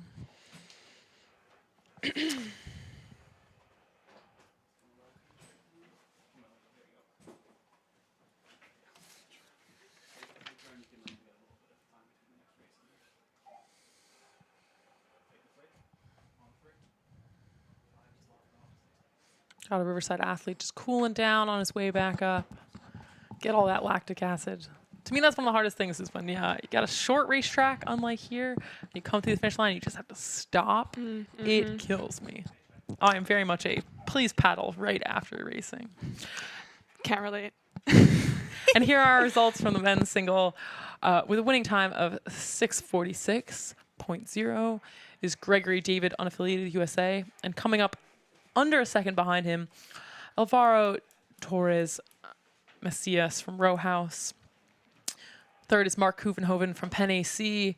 Fourth, Tom Pfeiffer from Penn AC. Fifth, Luke Ryan from Great Wing Racing Project. And sixth, Elliot Putnam from Penn AC.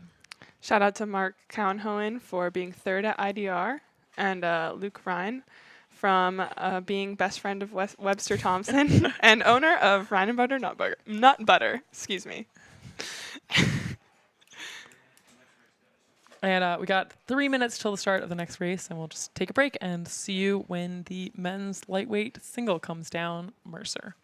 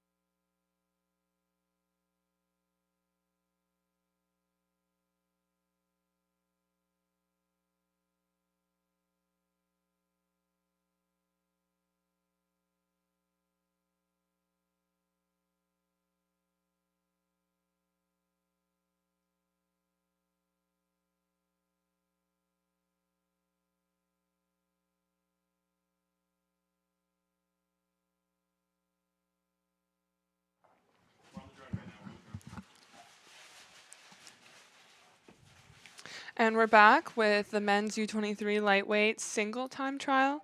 This is a smaller event. By that I mean there's fewer athletes. So top 6 of this event will be heading to finals. Starting off with, I'm assuming, Rodrigo Miranda from Miami.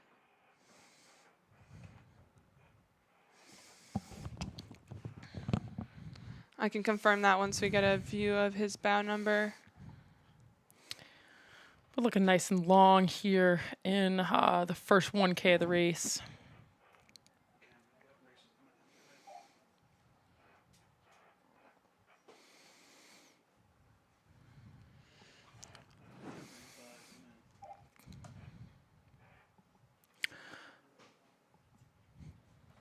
Like we were talking about earlier, because it is a tailwind, cross tail, that water earlier in the race look a little bit better, a little bit less challenging for the athletes. And then as they get away from that shoreline that protects them from that wind, it'll pick up and get a little bit rougher. But it does look like it's not quite as bad as it was even just an hour ago or so. Yeah, it's surprising sometimes how much the conditions can change in a short amount of time. Yeah. So Definitely say it would be hard to compare between events in this situation just because the wind has changed so much. these athletes doing a great job just cutting through the water here, propelling their bow down the course. You can see there's not too much vertical motion of this athlete's shell, just doing a nice job keeping that boat speed up as he pushes his way down the course.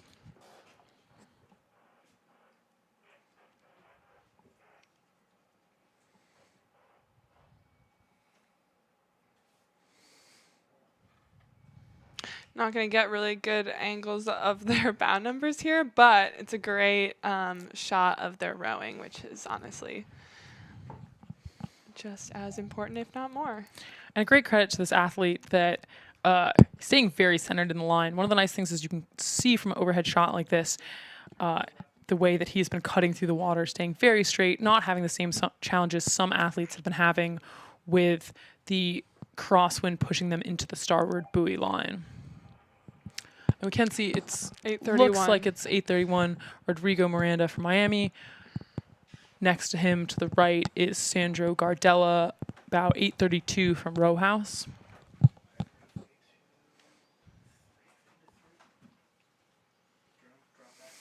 Looks like Sandro Gardella is creeping up on the athlete in front of him, probably having a good push, can sense him off of his starboard side. Yeah, it'll be a fun race heading into the second 1K, which they should be at soon. It looks like that was the 750. And that can give you a big buoy of strength to be like, okay, I've already caught another athlete. Now I'm just going to push him back, see how much separation I can get, and how fast I can get to the finish line. Definitely.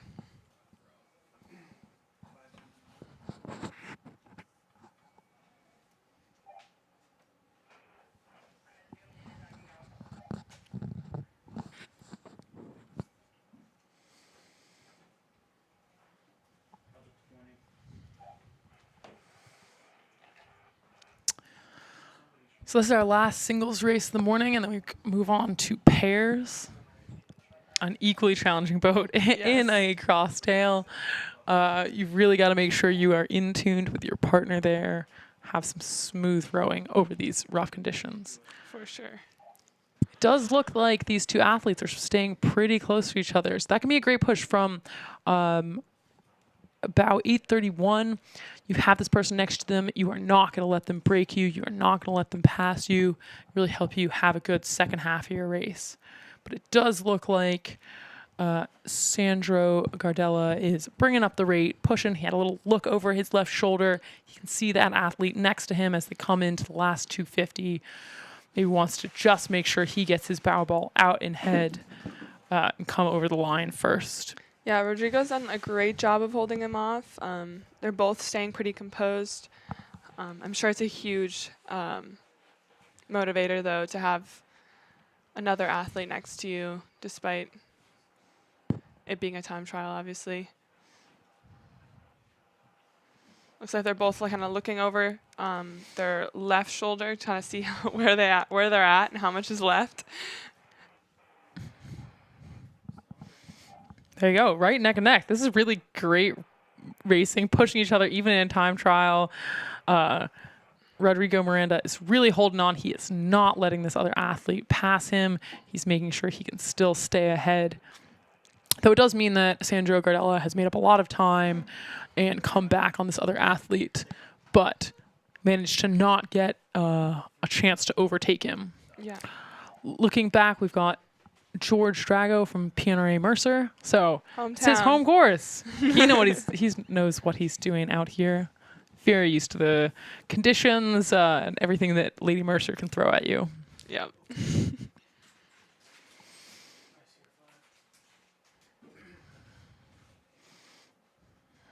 Nice big swing from this athlete, making sure he really has big grip and push on the water. Tough conditions out here as you're hitting the fatigue in the last 250, but he's hauling on it, getting his bow down to the line.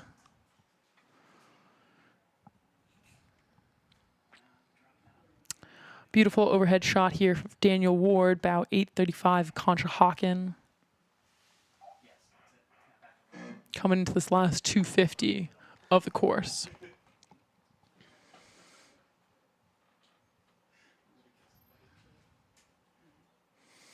Sticking to the starboard buoy lines, but he's okay. He'll be staying clear of them in these last few strokes. Really nice shot here from They the can- drone. You can also just see how even his rowing is. As I say that, I just can't. This is when commentators get in trouble. They say stuff and then it immediately goes wrong. But he's still staying very composed, recovered from that one off stroke. He must have been wondering what the sound was behind him, as the drone just sat right behind him. It's your engine. You got to go faster. You got to catch it. That's Okay, it. we got an undine rower here, about 836. Mark Caniff. Nice big push in this last 250 of the course.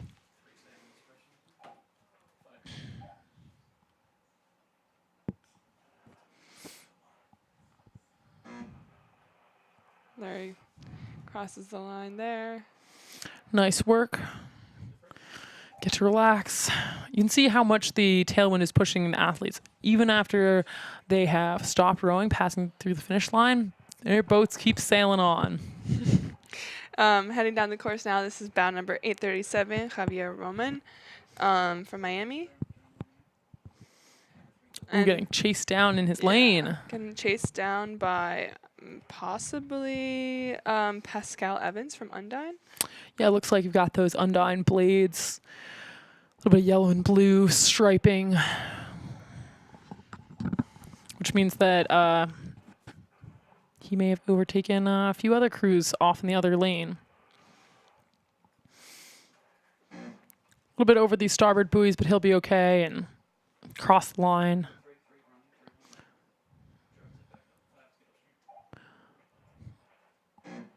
Another undine crew here coming down.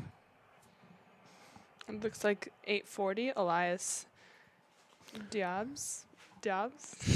Our last bow number in this boat, finishing off the light men's U23 single.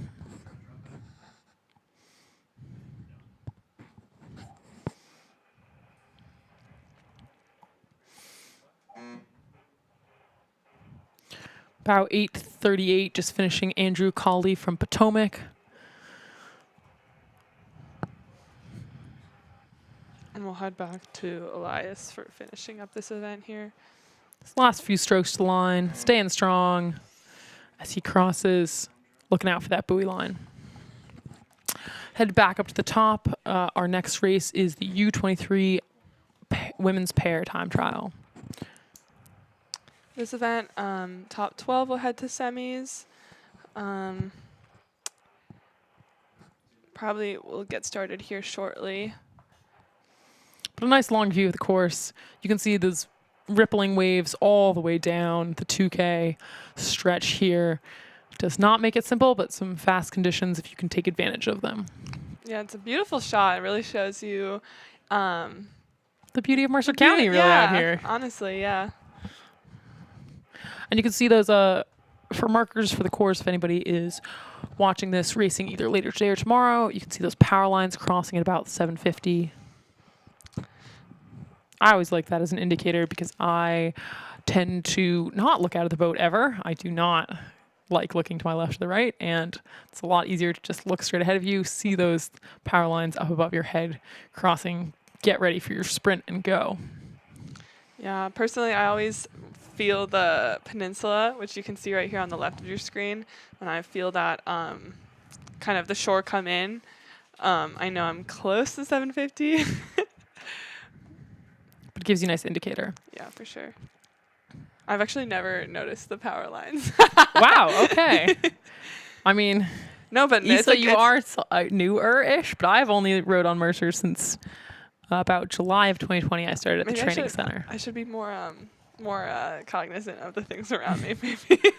Or, just pay attention to the rowing. Looks like we got the pairs coming down the course, hitting about the 750 right now past the peninsula. We got two pairs pretty close to each other, so someone is getting overtaken. Someone is doing a good job overtaking. As we pull in to see these first few bows. Our first bow is 842 from Connecticut, Knapp and Voles. And bow 843 is a Greenwich crew of Coester and Legandowski. Ooh, but neck and neck. It looks like they're going to have a nice race too, pushing each other, hopefully motivating you to keep going now that you've got someone else in this time trial right next to you. But it looks like we do have this Greenwich crew overtaking our Connecticut pair. Having a little trouble steering. They looks like they're coming a little bit over to the starboard buoy line. Hopefully they can connect that and not get hooked on any of the buoys there. Steering in a pair, definitely not my forte. It can be very difficult. Very tough. Very challenging sometimes in a crosswind to make sure that you are connecting well and staying straight down the course. But a really good push here from this Connecticut crew to push through, this Greenwich crew to push through this Connecticut crew. Looking very calm and composed, but also maybe having a little trouble steering. I think we are experiencing a bit of a crosswind, and it will be magnified in a pair when anything can see you get pushed. We definitely just saw that this weekend at Henley Royal Regatta. There's some questionable steering sometimes, which I can't really say anything bad about because it is hard when it is swirly. Very hard. Again, a lot of these athletes might be coming from college teams where they are spending the majority of their time in bigger boats with coxswains, doing that work for them. This is an extra element they have to start getting used to make sure that they are staying centered in the lane. We're seeing them get pushed into that left buoy line, but hopefully they'll be able to right themselves pretty soon. Looks like they're taking a pretty aggressive course back into the middle of the lane. Sometimes it'd be good. Just get yourself back in the lane, and then you're in the center. You don't have to focus on it anymore. Just get back into that rhythm. Yeah, we've all been there. We have all been there. Happens to the best of us. And the pairs are an interesting choice. We're a big fan of putting the steering in stroke seat. Just be on the toe there. You can see the course behind you. But some people like it in bow. They're handling sort of the logistical aspect of rowing back there, operating a bit more as the coxswain, sometimes doing the calls as well. Yeah, it kind of depends on how you want to divide the quote-unquote labor of the responsibility, I guess you could say. On a buoyed course, though, it is really nice when you do have that steering in the front to kind of put that responsibility on the stroke. Back up here a little further up in the course, I think this is bow 845 from Manhasset High School, Pecoraro and Kowalski.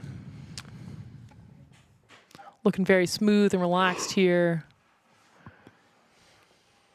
Great blade timing together. They've got good clearance over the water, and that can be really tough in these waves that you can see sparkling in the sunshine here.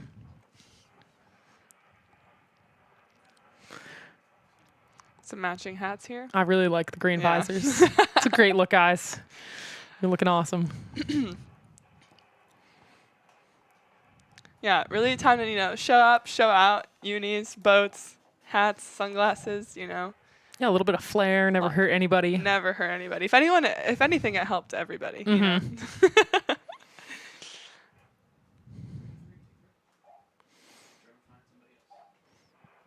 And it's Greenwich crew coming down, looking really strong, hitting those 250 buoys.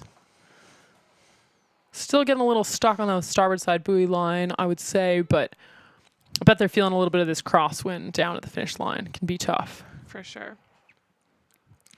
Yeah, if it's especially, not only is it potentially pushing you into the starboard buoy, but it might also be kind of just affecting the set. As you can see here, it looks like they're a little bit down to starboard on some of these strokes. That can be for a variety of reasons, but could be for the wind. But also, this crew's done a really good job overtaking the crew behind them. Probably getting a little tired here at the end of the race, and they're just trying to put everything on it, put themselves in a good position for tomorrow. This event is top 12 to semifinals tomorrow.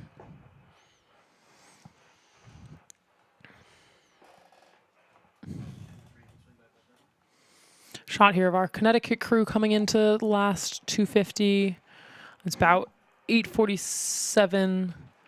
Another Connecticut crew coming down the course. Nelson and Bell here. Oh no, a little bit of a crap, a little bit of a gotten stuck in the water, but they're recovering well, pushing back. Glance up at the drone. We did see that. I know, for a lot of these athletes, like, you're not televised for a lot of your racing, and it is something very different. I can empathize. For sure. Been through quite a few summer nationals myself where it was on YouTube, but I raced in the 8 in Tokyo last year, and that was my first actually televised race. And let me tell you, it is a little nerve-wracking to know that there are a lot of people watching you race. But makes you excited, right? This looks like about 8:46. So that'll be the Sack and Andrews unaffiliated USA crew. Looks like they're rating really high, or pretty high. But a nice horizontal push. You can just see their legs are hitting the deck in time together, pushing back. Maybe practicing their sprint tomorrow when they know they're going to face some stiff competition. Ooh, and you can see it's getting choppier and choppier up there. It is not an easy day to be racing on Mercer. This is 8:49. Garner and Erickson from the high performance camp.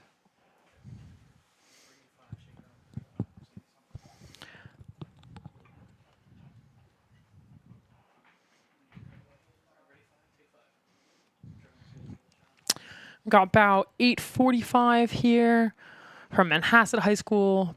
Pecora and Kowalski down their last few strokes, about to come through the line. You can see Stroke Seat just looking over, looking for that line.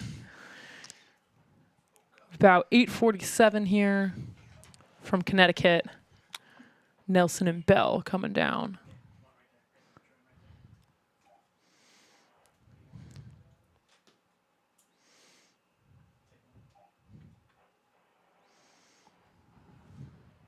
This looks like 8:52, if I were to guess. Yeah.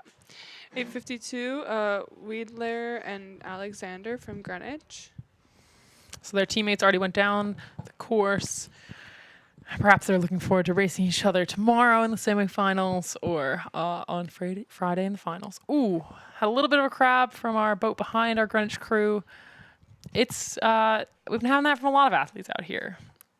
Yeah. Nobody's getting really stuck. No boat stopping yet, but if you just don't come out of the finish quite together, one blade can get stuck down in the water. It's pretty difficult in these waves that maybe people are getting a little caught if you don't have a nice finish and release of the water together.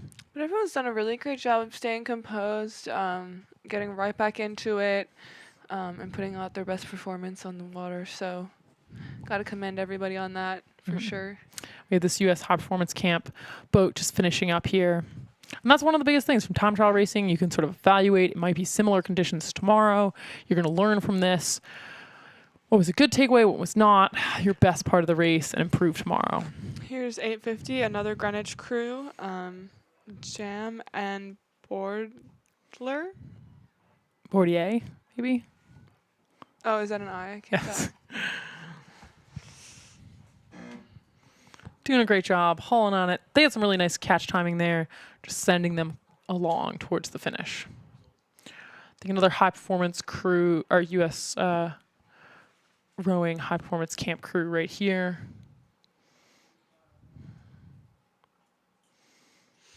Nice push through the stroke together, looking nice and calm as they come down the last 500.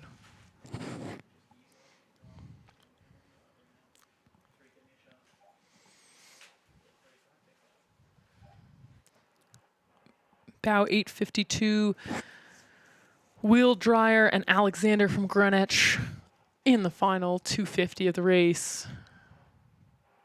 Bow seat just looking back, seeing where that finish line is. You can tell your stroke seat. Last few strokes. Blackout 10 here, just push through the line. Bow 853 here, also from Greenwich, Ruff and Wayne. There you go, big push as they come through these last strokes.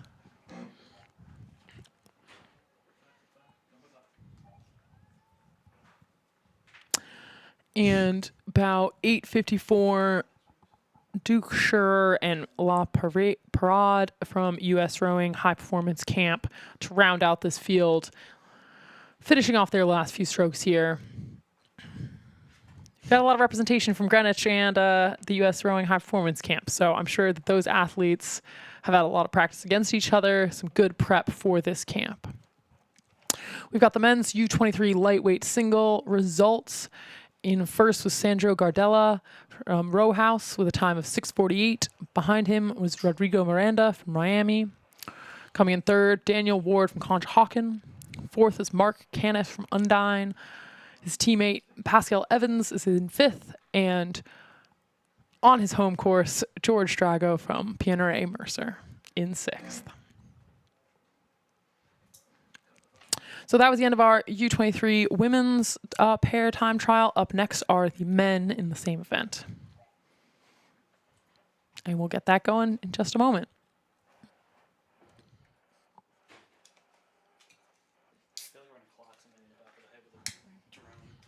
Yeah. It's a little funny.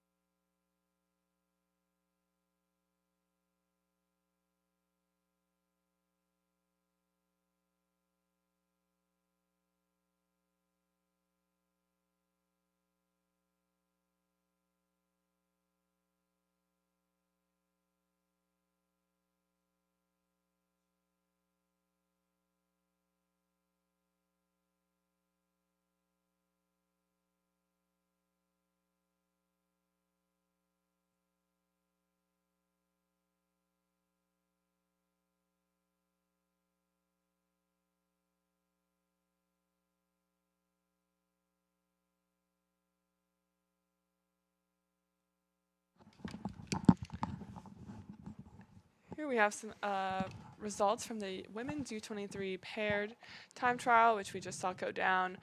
In first place, we have Sack and Andrews, unaffiliated USA, with a time of 7:11.7.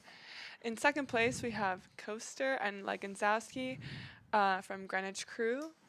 Shout out to the Leganzowski Rowing Association, with a time of 7:29.67. In third place, we have Ruff and Wayne, also from Greenwich Crew, with a time of 7:41.125. In fourth, we have another crew from Greenwich, Wiedlyer and Alexander. In fifth, we have Alton and Dedinger from the USRowing High Performance Camp. And in sixth, we have yet another pair from Greenwich Crew, Jam and Bordier, with a time of 7:42.7. very close racing from third to sixth place, as you can see. So that'll make for really exciting semis.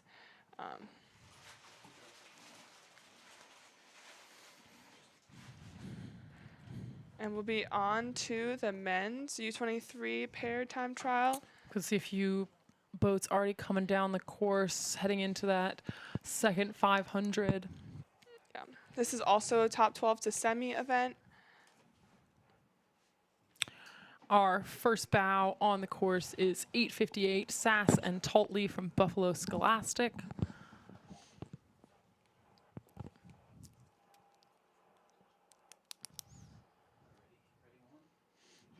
And they'll be followed shortly by bow number 859, Rutherford and Hathaway from TBC Racing.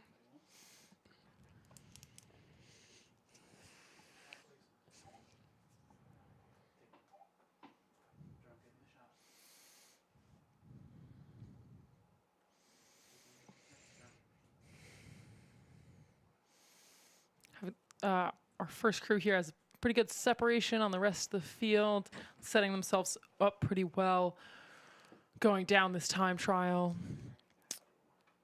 This time trial as well is top 12 to semifinals tomorrow.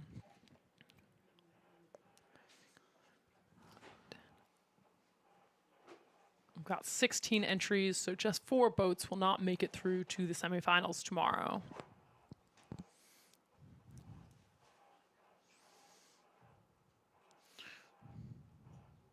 Pretty nice even step from this crew here. Nice releases in time together, getting their bow up and out of the water.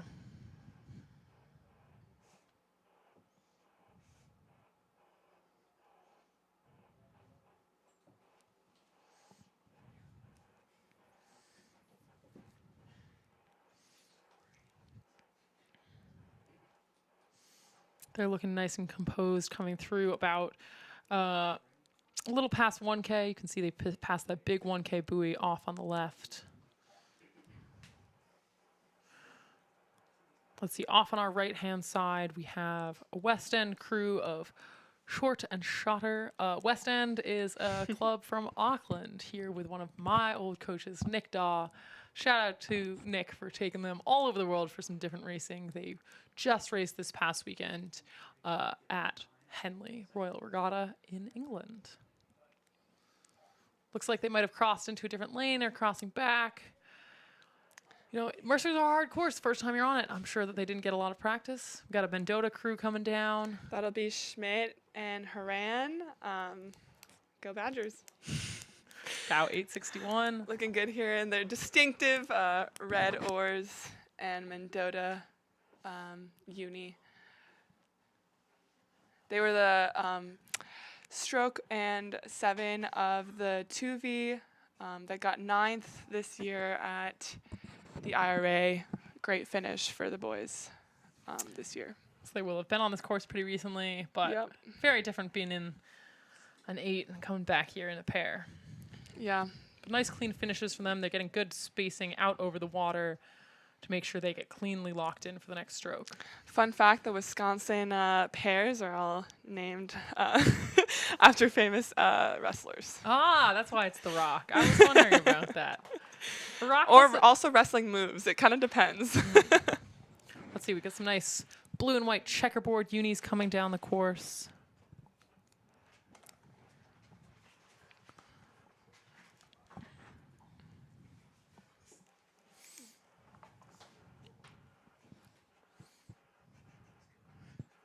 Yeah, The Rock does not exude speed to me, but you know, knowing that it's Dwayne The Rock, a little better.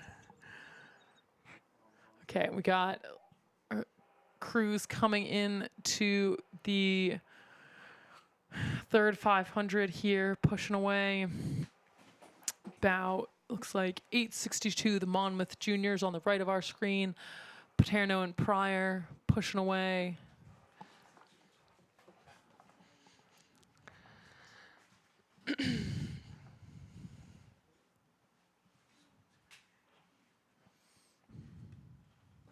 You can see some more good head-to-head racing of people catching up with each other in these time trials, but the overtaking crews are not letting go. It's going Very to be really exciting. motivating to have someone now next to you put on an extra push from speed, as we're seeing from the crew, the leftmost crew on your screen. On the right, we've got 858 from Buffalo Scholastic. I've got 859 now from TBC Racing, Rutherford and Hathaway coming down in this last 250.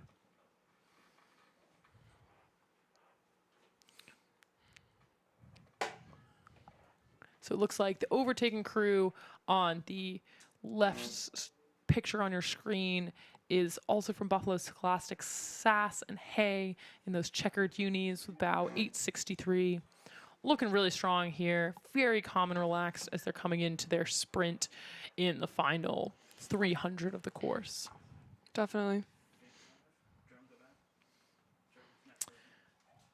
Here we got this 860. West End crew with that black and white stripe.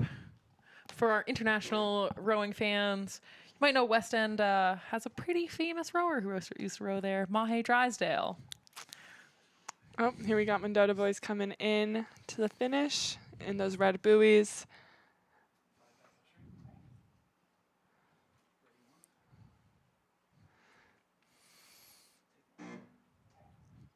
Now we're back up a little further with these 864. It's going to be DeRusso and Fisher, unaffiliated.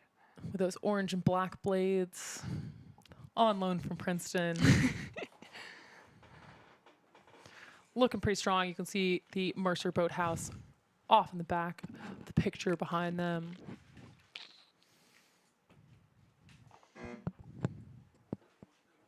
Both these crews look pretty strong as they come into the finish. Staying nice and relaxed from DeRusso and Fisher.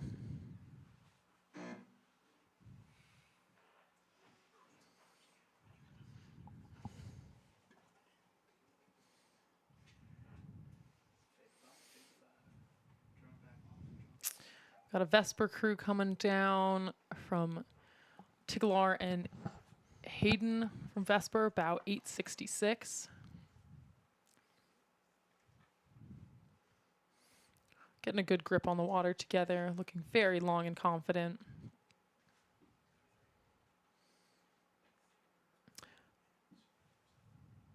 Got this unaffiliated USA crew, about 864, coming down in the last few strokes of their race, heading toward the line. This Vesper crew not too far behind them. Ooh, suffered a little bit of a hiccup there, but right back on it. Very composed. I think, Issa, we should have been counting how many little mini crabs got today. Honestly, yeah. We're already in like the teens, so if you happen to have a little hiccup in this race today, don't worry about it. You are in good company.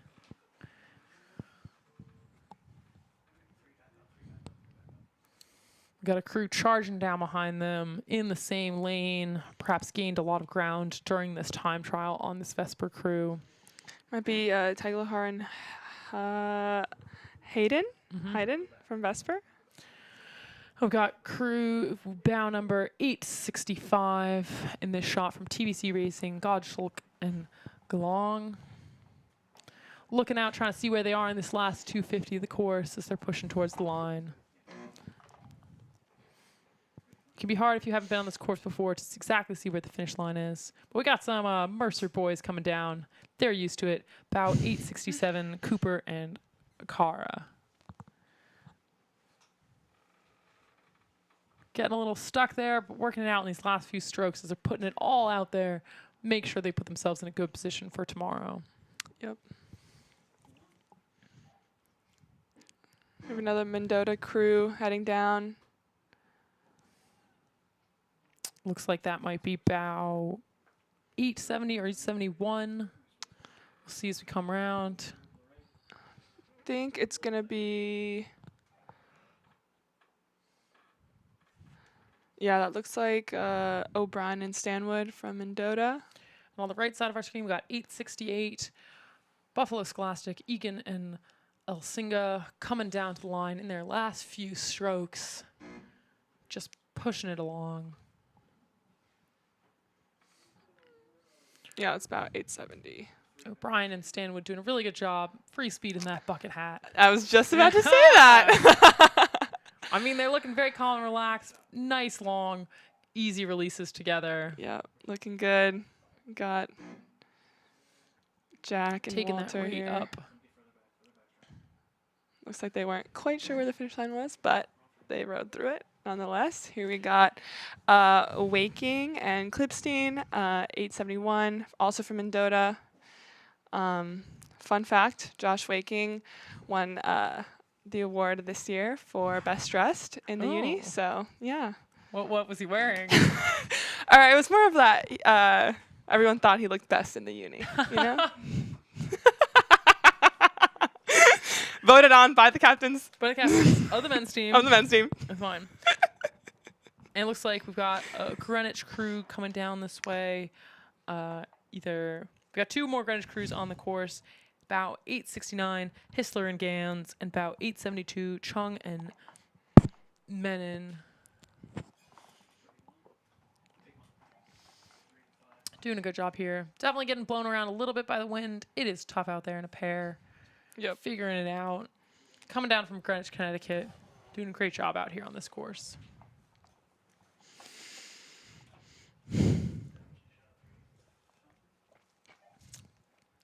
You can see those buoys have turned red.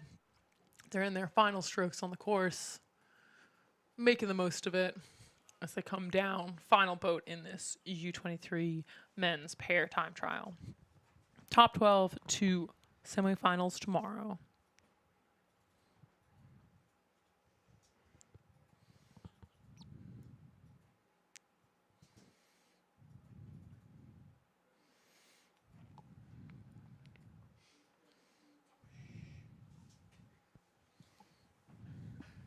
Yeah, it can be really tough here making, looks like we had a little bobble here, but it can be really tough to be making corrections in your steering while you're also trying to, power down the last stretch. Mm-hmm. Make that concessions between power and, steering. So they Especially did in a good pair, job. like if you're picking it up for that last sprint and you don't do it exactly at the same time, you're going to get a little offset from each other. So it's really important to have good communication between stroke seat and bow seat.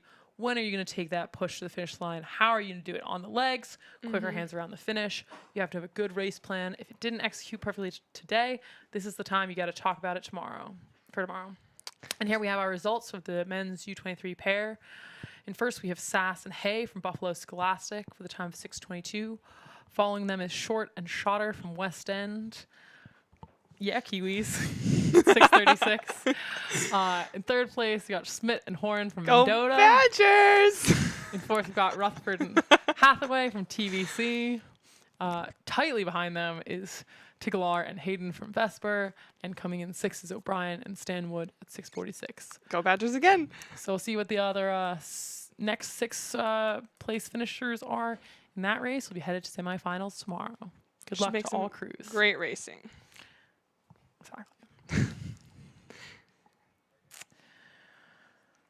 Next up is the U23 double time trial for the women, starting at 10:25. So they should be, I think we got our first boat already heading down the course. Bow 877, Algan and Wertheimer from OKC High Performance Center.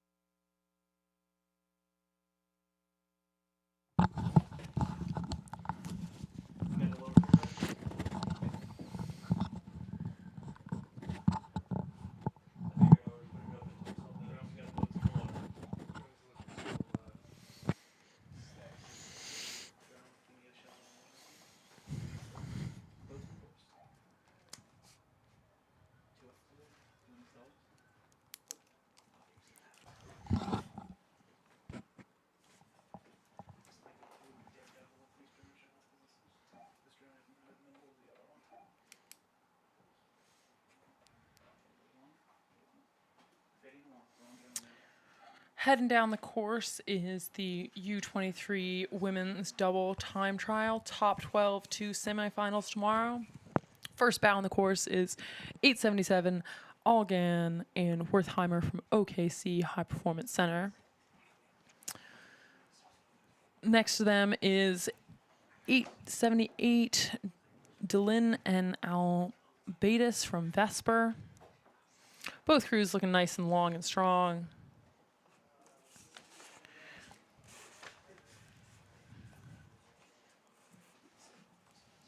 Now, double also as difficult as the pair, but I have to say, in these conditions, with a puffy wind, sometimes it can be easier to steer a double because you've got two people who can sort of correct the steering as you're going instead of having to rely on the toe to get yourself back into the middle of the lanes. It looks like both of these crews are doing a really good job staying straight in their lane, just being able to focus on a good push down the course and some clean rowing over these rolling waves in the tailwind.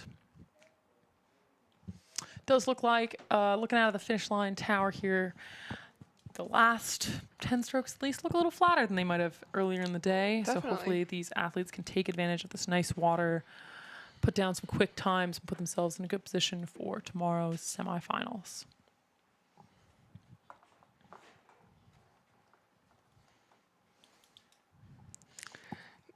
We're receiving some messaging through the DMs that the rowers do confirm that it is in fact hard to handle the wind. Ooh. And as we see that Vesper double just caught a little crab or something, swerved out of their lane off to the side.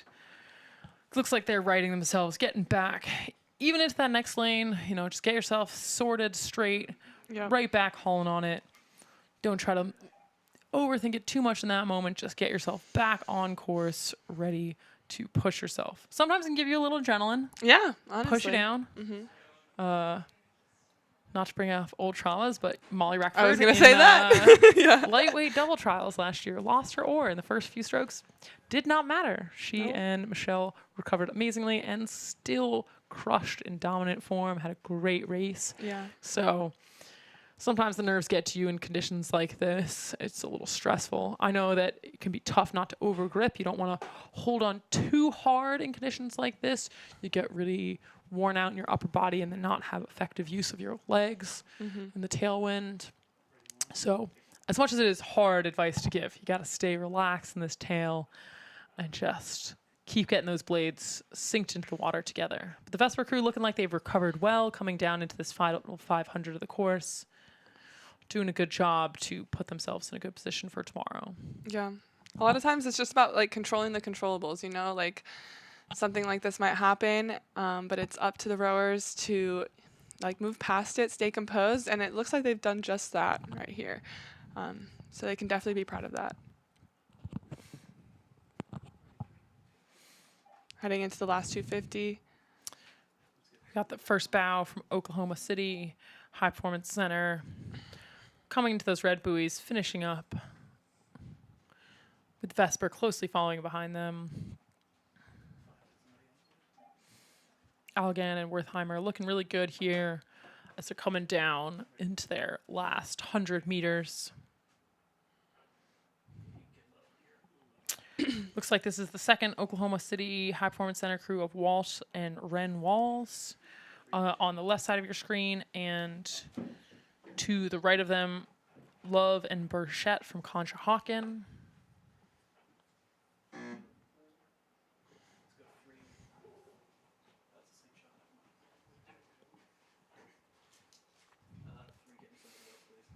Everybody looking pretty long and strong. It does look like the crew on the right-hand side of the screen overrating the crew on the left a little. It's giving them a little more speed, putting them in a better position to get a little more grip on the water, getting faster down this last sprint section of the course.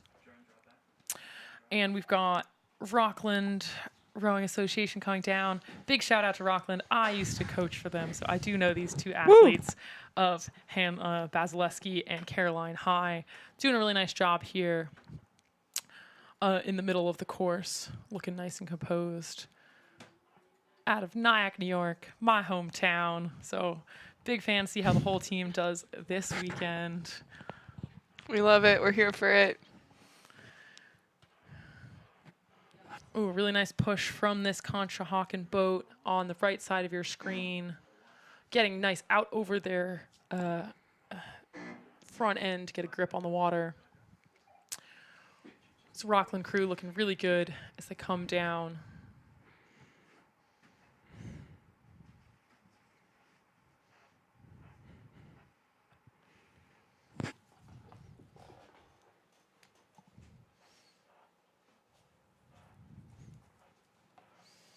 Really good acceleration into the finish as they go.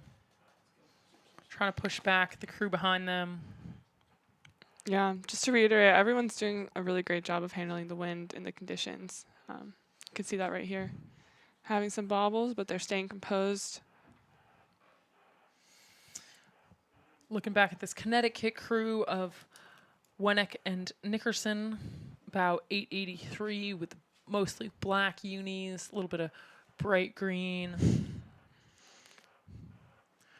In the last little section, last 100 meters, got Rockland coming down to their last few strokes with this Connecticut boat, chasing them down, looking really good, looking over to see where that finish line is. Like we said, neon free speed. Really is. You heard it here first, folks. We want to see more neon on the course. Look good, feel good, race good. And you can quote me on that. Looking great as they come through the line here. Last few strokes. Trying to see where that finish line is. Ooh, and we got some tight racing up here from a Potomac crew and Riverfront Recapture. Oh, and a third crew, a Vesper crew. Wow, this is going to be exciting racing here. So it can be really hard to steer correctly if you were being overtaken. It does look like Riverfront Recapture is Mallory and Layden. About 884 is being... Or actually, there are two Riverfront Recapture boats on the course. I'm not exactly sure which one of those are, but we got a double from Potomac on the right of Gromick and Helmsley, and on the left of Kiyonaga and Demopolis from Vesper, who have both overtaken that Riverfront Recapture boat. We've got two Riverfront boats, either Mallory and Layden or Swanson and Asphilog. Sorry if I butchered that name, but both doing a good job. This Vesper double coming down their last few strokes, really strong to the line. Yeah, looking good. Looks like they pushed through a few crews to get themselves out ahead. And another Vesper double coming down of Dempsey and Wiley, about 889. Also coming through past this Riverfront Recapture boat, who's still doing a great job. About 885, Swanson and Asfog. On your left side, we've got 888, Olsen and Volmrich from Orion. Mm-hmm. And then coming up, we have 889, which is Dempsey and Wiley from Vesper. Looking nice and strong, pushing past this Riverfront boat.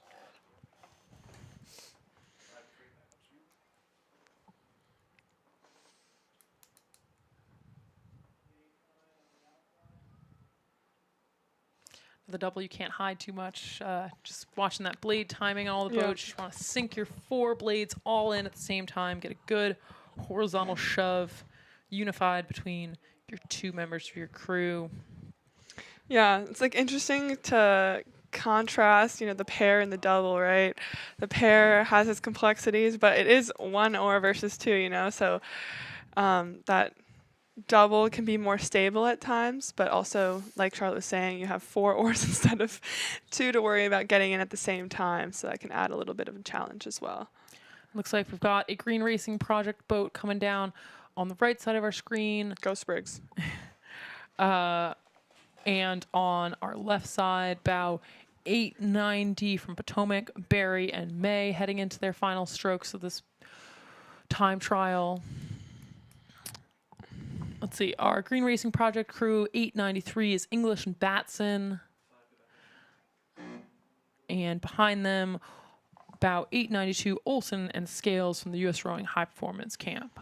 Yeah, and English, we'll just remind you, just got third in the single time trial. So Oh, very quite nice. a quick turnaround to this race, just 2 hours later.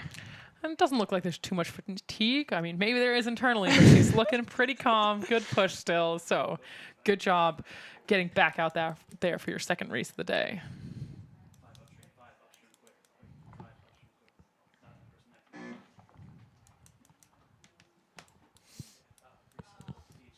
That Green Racing Project boat coming through the line.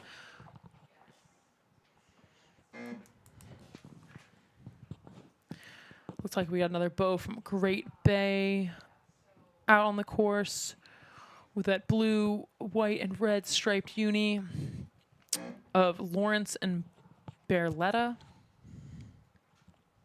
What do you think? Hot take on this two-tone boat? I'm loving it. Loving what we're seeing out here. Loving this color. If this boat were speed, it would be the fastest, I would say. Well, from Great Bay, 896, looking pretty good here in this fun yellow and blue boat. If you know me and Isa, we are, we don't do silent clothing. We're big color fans, do different yep. things, loud looks, so might as well take it on the race course too. And looking out here, we got an Undine crew of Retrick and Carlson, and off to the side of them, a OKC high performance crew of Carver, Ritter, and Alves on your left. Charging toward the line in this last 250.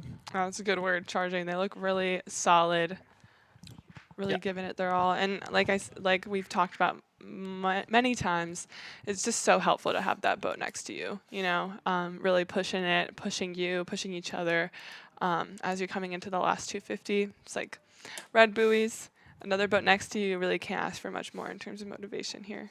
Yeah, it really gets you going of like, okay, this might happen tomorrow. I might be down in a crew. I need to figure out how to summon that strength and performance to walk through if you can, and that other crew to not let them get away from you and keep pushing back. Nice finish from OKC and Undine here. Yeah, really great racing. Great racing from all these women's U23 doubles. And we'll head back up to the start line in just a few moments for the start of the U23 men's double final. Sorry, time trial. Wow, we're not that far in the week.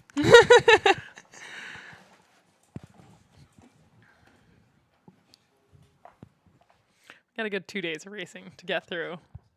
But it's been really great seeing everybody deal with these conditions on Mercer. As you can see the flag on the left side of the screen. A little puff, probably went down a little bit from earlier in the day, so might slow down the times, but might end up with some cleaner rowing, which might help out a few crews.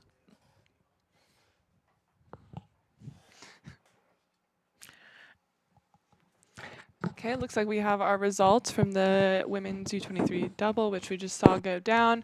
In first, we have Alexander and Mayetta from Vesper with a time of 7:02.7. In second place, we have Lawrence and Barletta from Great Bay with a time of 7:05.7. In third, we have Taylor English and Batson from GRP Ghost Briggs with a time of 7:07.89. In fourth, we have Love and Burchett from Conshohocken with a time of 7:09. In fifth, Konyaga and Demopolis from Vesper, 7:11. And in sixth, Olsen and Volmich from Orion with a time of 7:19. Really close racing, so that'll be really exciting to see in the semis tomorrow.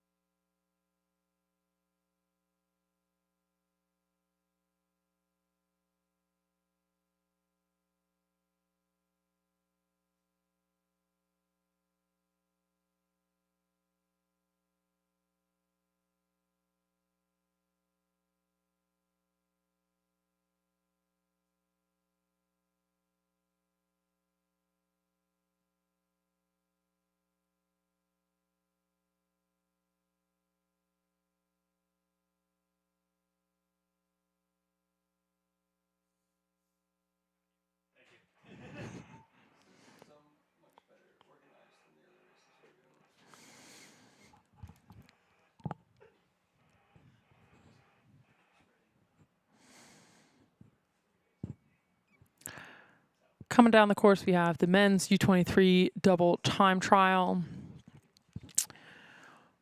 Like the women's race, we might see some people that have doubled up from the singles races earlier in the day. I hope everybody's feeling recovered a few hours later to give it another go down the course here at Mercer. About 9:01 to start off this time trial is Walsh and Coyne from Penn AC. Following up behind them is 9:02 Sherman and Jones from Conshohocken. But still in this first 1K of the race, getting established. See that flag on the left side of your course, pretty much a direct tailwind right now. You gotta see if you can take advantage of that and get your barrel ball down the course a little faster than your competitors.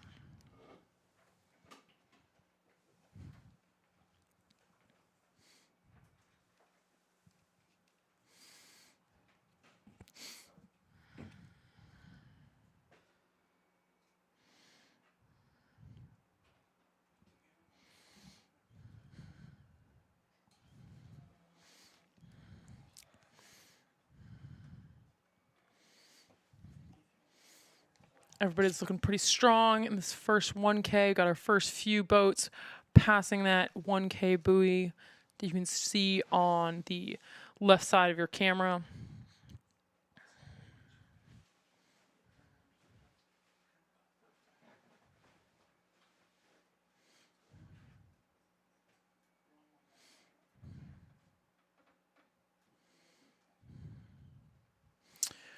About 9:01 right here.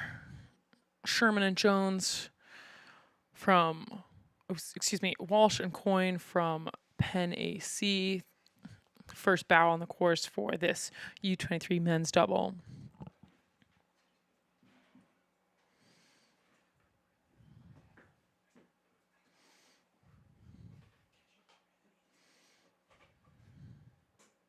Really nice acceleration into the finish here for these two guys. Just a good horizontal push as they get this grip moving into their third 500. This is always where you gotta dig into that base. Hopefully everybody's been having a good summer training block. You gotta utilize all the fitness that you've gained to push yourself into a good position before taking it up for the final sprint.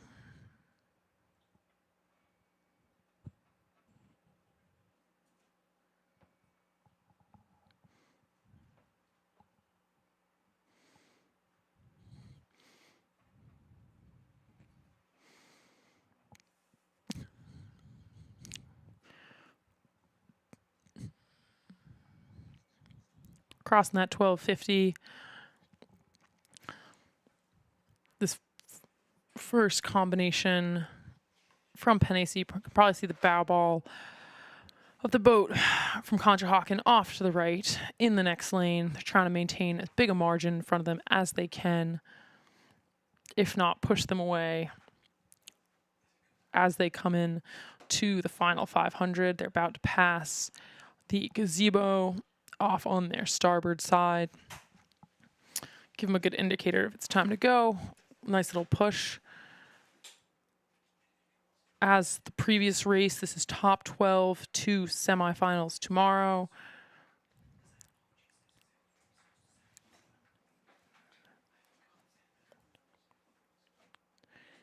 There are 18 entries in this event, so just a few boats that won't make it semifinals tomorrow, but you don't want to let yourself end up being on that cusp. You want to make sure that you're fully established in that top 12 and get yourself a chance to race tomorrow.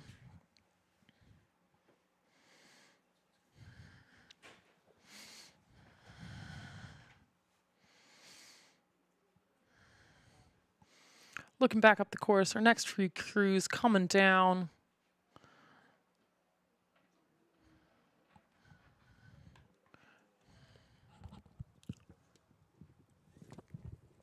Two really nice angles on this Penn AC crew. See them bringing up the rate, pushing a little harder as they get into these red buoys.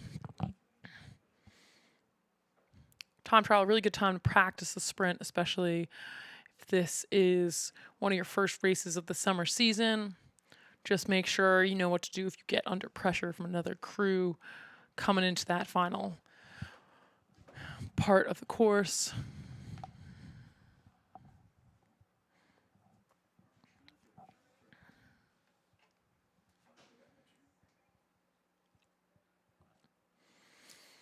On our right-hand side of the course, I think we've got another crew from Miami, Sagrera and Burns, bow number 903. And behind them, 904, Rudolph and Paulin from Nereid.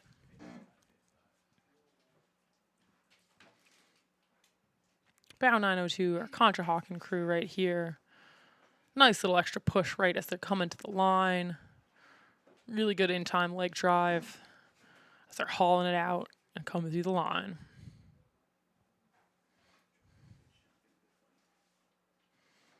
It's Miami crew, bow 903 coming down the course.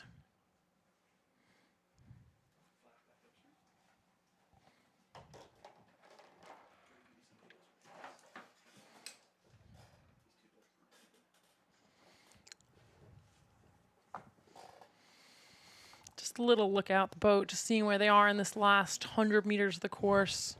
Buoys turn red, just getting used to the spacing here at the finish line. Not too many fans out today for these time trials, but they get a good sense of how the race course looks for the rest of the week. This Nereid crew coming down with Oklahoma High Performance Center right behind them. Nereid crew of Rudolph and Paulin, followed by Evans and Kumagai of Oklahoma High Performance Center.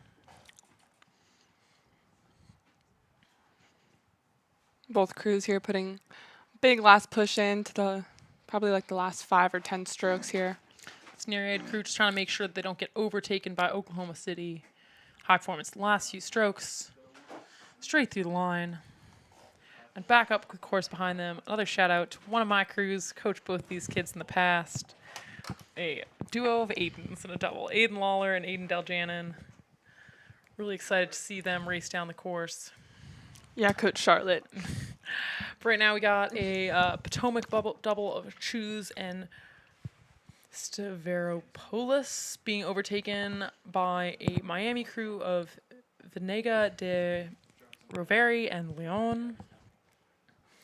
Miami in that cross-backed unis on the right, and Potomac in their distinctive red unis, red blades, on the left-hand side of your screen.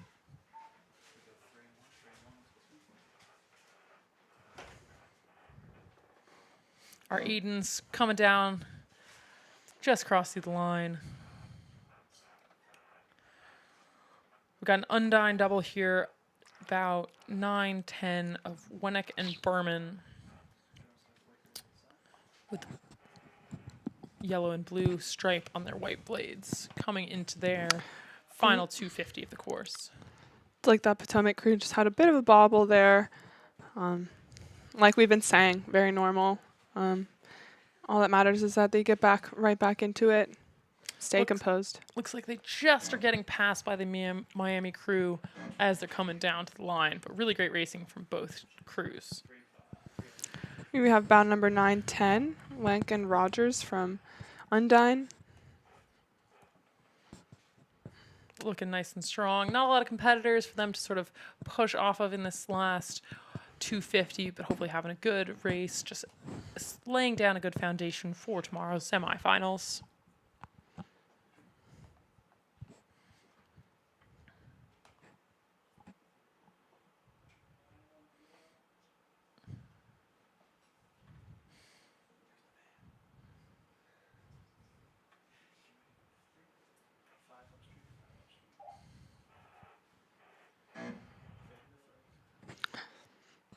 Crossing the line there. We've got a Craftsberry duo coming down here. Green Racing Project, bow 915 of Arthur and Nolan Berger. And then it looks like, oh, here's a double. 911, Farmer and Evans from Mendota in their last few strokes. Checking around that line as they come through. Here's Craftsberry again. And in top left of your corner, you can see Miami coming down. Probably Nadal and Caban, I'm guessing. Craftsberry coming down. Those distinctive green unis. Very helpful. Very nice, clean entries from these boys here, looking very confident. Yeah, very composed. As they come down, and we have a Greenwich crew of Stone and Stitch, who just came through the line, bow 914.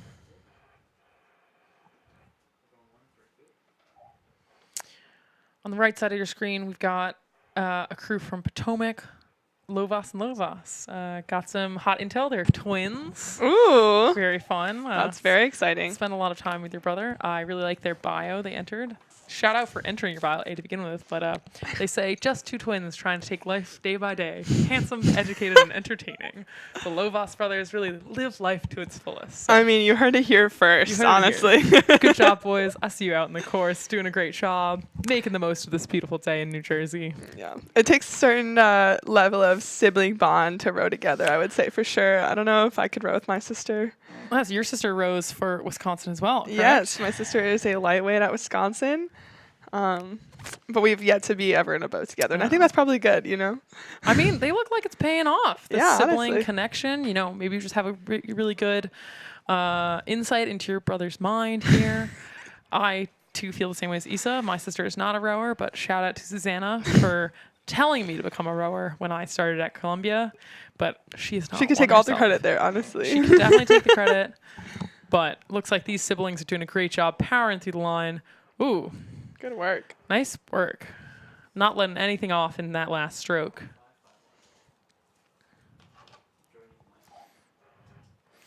Looks like that's all of our U23 men's doubles. Up next, the women's double time trial. This will be interesting to see because it does look like, just looking at the heat sheet right now, that there are several athletes who've competed in the women's single who are doubling up here, even hopping into boats together to go down the course again in doubles. So that'll be interesting for sure. A lot of these open athletes, you know, we train year round. You're doing a lot of volume. So it's not too crazy to have to do basically 2x2K, a little under with a time trial. But put in that effort again and again and make sure that you get a pretty similar effort in down the course each time. But it starts dragging on you. So tomorrow, Friday, you've still got a lot of other racing to do. You've got to pace yourself. Yep.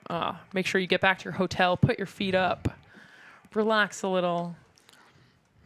Get someone else to bring you some food and water. Always good.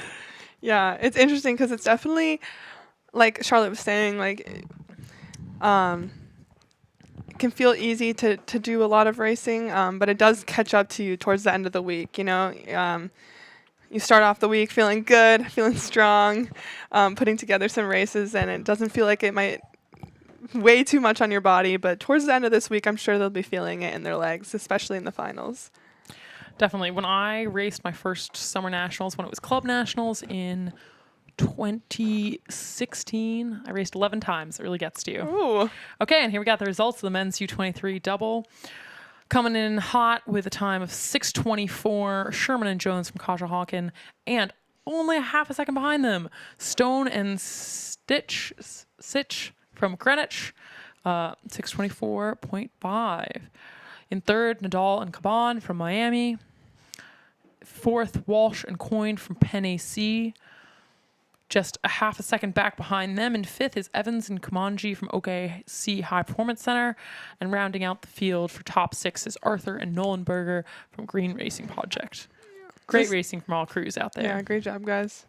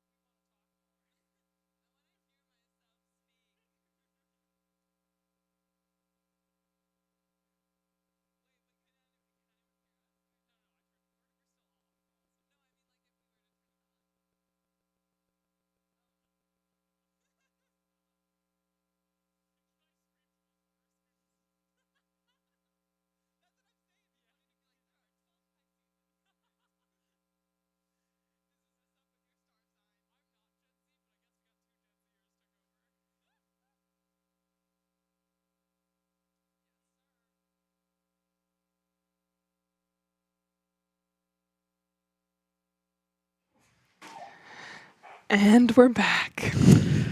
Welcome back to the rest of the time trials for this first day of Summer Nationals 2022 on Lake Mercer. We're having a beautiful day out here. As you can see on the course, our tailwind has turned into a bit of a crosswind as we head into the rest of these time trials. Starting off this next section is the women's double time trial. As Isa was saying before, a bunch of these athletes have already raced this morning in singles, so they're getting back out there on the track and heading down for take two.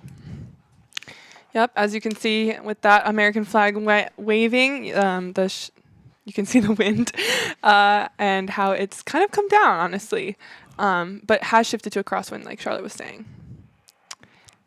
Special shout out to Jimmy Catalano for listening. Thank you. Yeah, if you can't tell by our commentary, we do take shout outs. So please DM either myself or Isa on Instagram. Send us a text, anything, hot takes. Yeah, what's your horoscope? What's your insight into racing? What was the bad thing that happened in racing? What was the great thing that happened in racing this morning that you're proud of? Let us know. We'll give you a shout out over the next few days. In this women's doubles race, our first bound number is 921 of Christina Preto and Sarah Bussi. Obviously, Sarah already raced in the single this morning, and they'll be trying to make the most of just the recovery time in between as we're heading into the second race. Our second boat on the course, bow 922, is Lewis and Borson. This double actually came second at NSR 2 this year. They are both lightweights, also racing in the uncontested lightweight quad trials event later in the regatta, but probably hoping to repeat their performance in the double from earlier this year on Mercer. Yeah, it was a really, really impressive performance.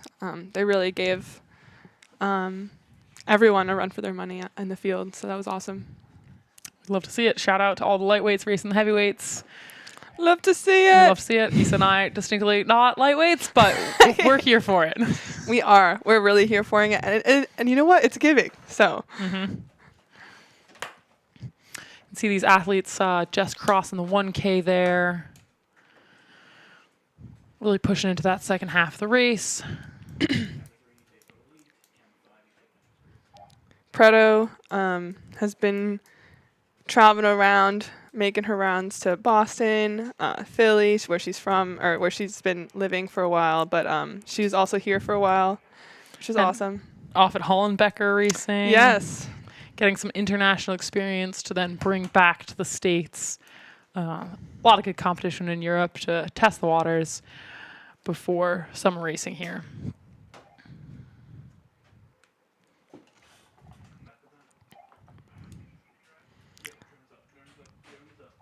Looks like we can see some OKC doubles starting to head down. We got Walsh and Corbett from OKC High Performance, as well as Cook and Vorparian. Oh, I'm sorry, excuse me. Plas and Cedrus from OKC as well. Cook and Vorparian, I think also on the course on the right from Green Racing Project. They are the U23 double for the U.S. this year, so they'll be looking forward to racing in Varese for U23 World Championship soon. So here to test their speed against the rest of the open women's double field. And we have a nice shot here of about 921. Preto and Bussi just pushing their way down the course. Again, looking great in neon, guys. Yeah. Good choice. We got some stuff. Highly visible. Looking slick. It does look like the water has calmed down, but these two athletes still doing a really good job getting good clearance over the water. Nice as composed as they come back up for their next stroke.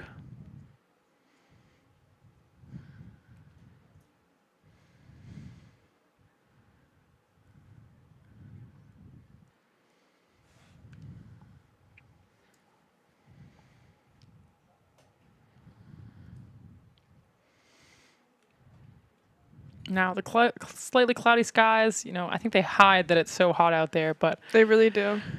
The real feel is 91 here at Mercer right now. Humidity about 60%, so it is tough out there for racing. It is going to feel exhausting. Everybody got to make sure they're getting their electrolytes in, hydrating, Shout out to Liz Fusco, who's our team dietitian, who always makes sure that we're on top of our recovery and food and hydration. You want to take all of those lessons and bring them to races like this. For sure.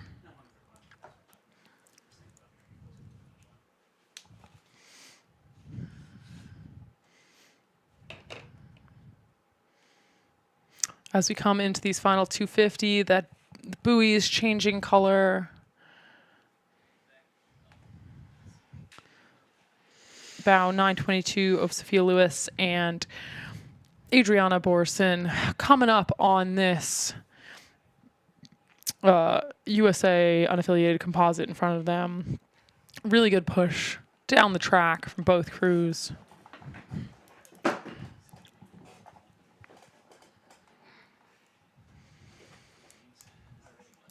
Lifting the rate slightly as we get into these last few strokes. On the right of your screen, a good view of two Oklahoma City doubles. We got Walsh and Corbett and Plass and Sidrus racing side by side. Something they're probably used to, but it's probably helping them right now to have somebody else in the course give you a little motivation, extra push of power as you come into that final 500. For sure. And shout out to that GRP double coming down. I was lucky enough to coach the bow seat when she was in high school. So that was awesome. I mean, really big shout out for Simone because she actually, her older sister was my roommate at college. So we're all good friends here. Small world of small rowing. world. But shout out to Simone for sure. But they've been doing a really good job. Simone also rows for University of Pennsylvania and was so lucky and did a great job this year, but got to experience the first time that Penn went to NCAAs and crushed it. Yeah, 7th seat in the 1V, if I'm not mistaken, which is awesome. And I think she's a freshman? Sophomore. Doing a great job. Still got a lot of time. Great job. Like a lot of these athletes, they're still pretty young. Got a lot of, 20 to 28-year-olds in this event. Still got a big career ahead of them. These OKC doubles looking really good here. Looks like bow 924 has been passed by their teammates of 925 of Plass and Sidrus, but not letting them get too far away from them.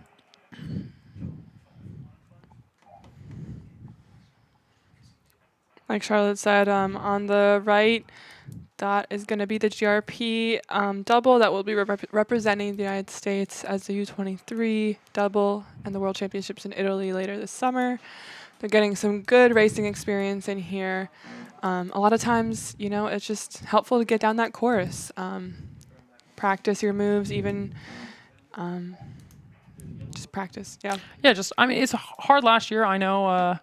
So I was in the Olympic 8 in Tokyo. It's hard to go through a season and not face any side-by-side competition. You just want to see how you react under that pressure before you get to the big competition. So great to see Cook and Vorpurian getting some practice here against other elite rowers.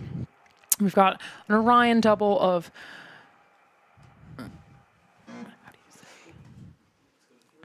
Nicasio and Goodman from Orion. And then here we have Lauren O'Connor and Savannah Breha.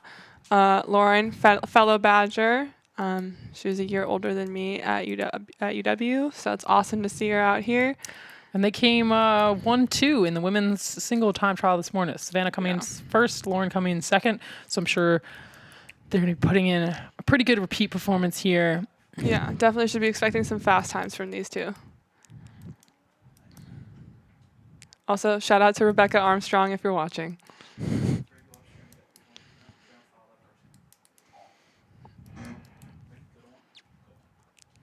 Looking really strong there. Nice. So we got some Orion blades, some orange blades. We have a couple.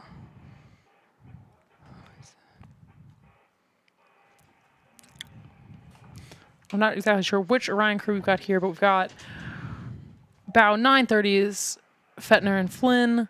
931 is Yurko and Flowers. 9 Here we have Bridget, love of my life, Shoto, and Hannah, Chaos Fitz. They're CrossFit's go-to gardening experts in charge of coordinating planting, watering, and weeding activities. This is only their fourth. My apologies. Well, we switched back. But that's a shout out from their friend Luke, who was in the singles race before. But we got a good double from Riverfront Recapture making their way down the course right now. Horton and Nelson. Luke, I tried my best. Here they are. You can continue their shout out. They're looking good. This is their fourth row together, which is crazy. 5 if you count the pair, which I guess we can. They're looking really good here. Yeah, for fourth row, pretty good. I definitely have been in this situation by myself that you find a doubles partner close to a race and you're like, well, we didn't really practice, but we're pretty good athletes, so we're just going to go for it anyways. And they're looking pretty strong, matching up very well here. Nobody would have known if we hadn't gotten the intel that they're a new combo. Yeah, and honestly, sometimes it helps. It just takes that pressure off. You know, you're just thrown into a boat and you just have to make it work. And there's really no time to like overthink very much. Just got to get it and go. So, well, looking strong as they Looking cross really the strong. line. Our last boat for the women's double. Up next, we got the U23 men's 4 time trial, Cox 4. So top 6 to final.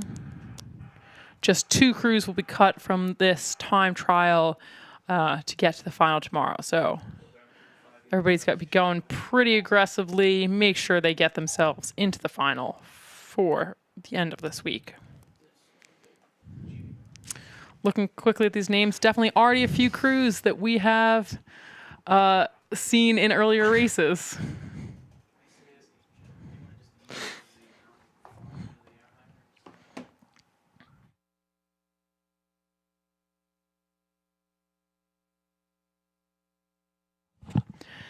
And we've got our results from the women's double time trial with pretty close times between first and second. We've got first place is Lewis and Borson from White Marsh Composite, 637.0. Second place, Lauren O'Connor, Savannah Brehoff from Orion, with 637.8. So we should see some really great racing that's tomorrow. super exciting, yeah. Third, Nisato and Goodman from Orion. Fourth, Preto and Bussy from USA Composite, unaffiliated. Fifth, Feitner and Flynn from Orion. And sixth, Cook and Vorpirian from Green Racing Project. Great racing, ladies.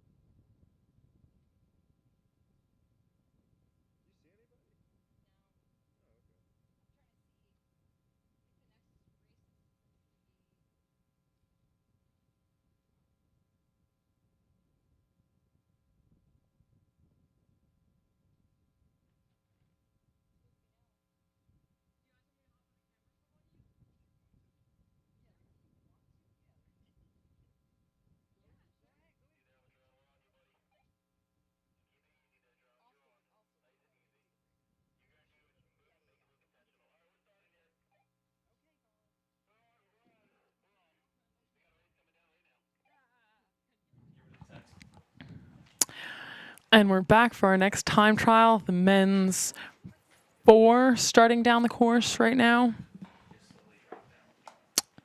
This is top 6 to final for these U23 4s. Great shot of the starting line. Here you can see the crews line up in their lanes, and they've got the first 100 meters to build up to speed before they start getting clocked for their time down the course.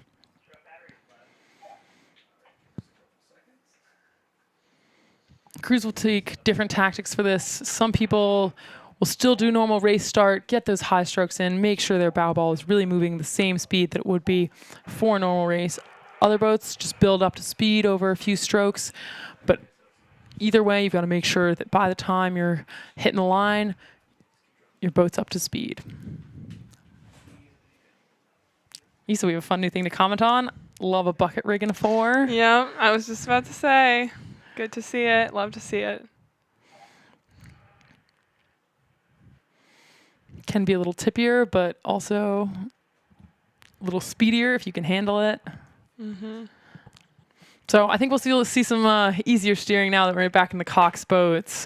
These very experienced coxswains will have an easier time than some of the rowers in the swirly wind, getting themselves to stick on a straight line down the course.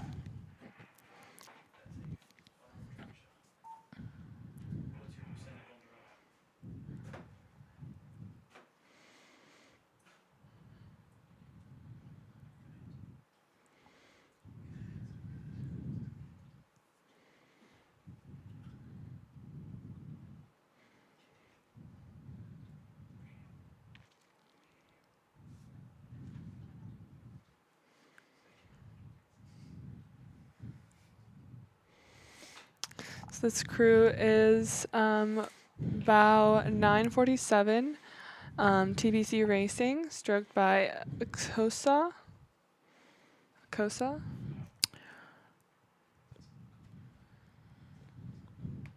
Like Charlotte was saying, a bucket rig here.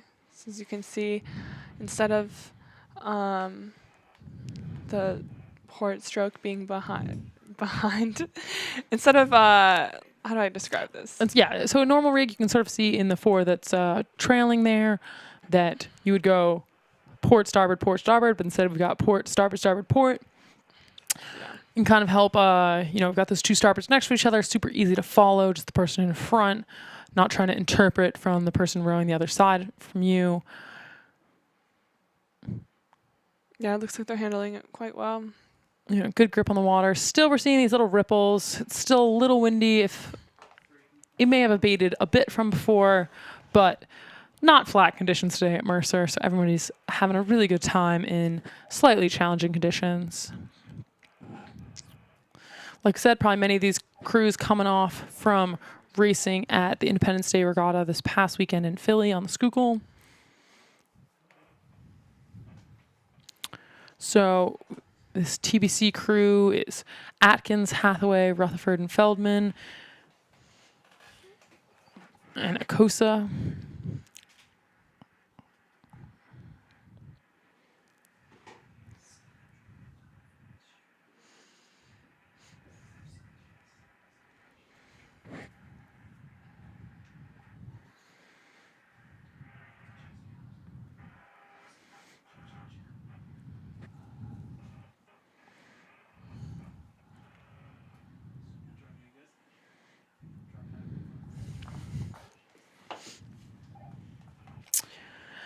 Second bow in this race is 9:48 from Greenwich.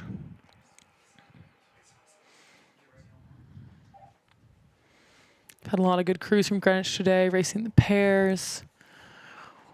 Perhaps some of them coming together in the 4 now for their second race.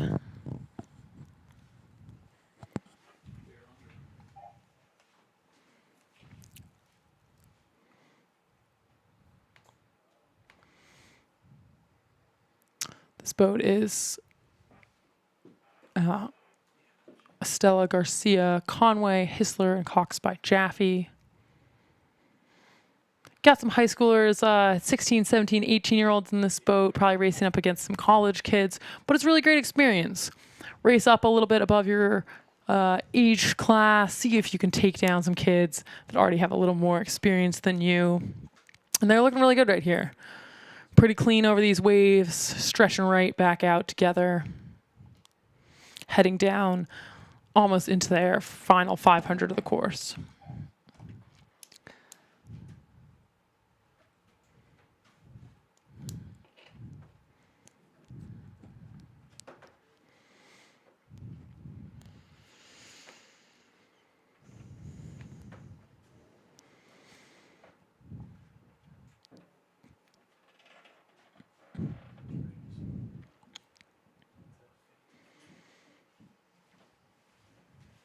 Doing a really good job of just pushing those puddles out away from them.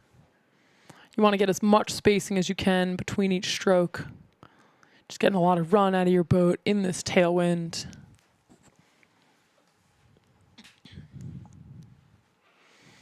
Now we've got all these bow-loaded cox fours, so you see the coxswain is at the front of the boat.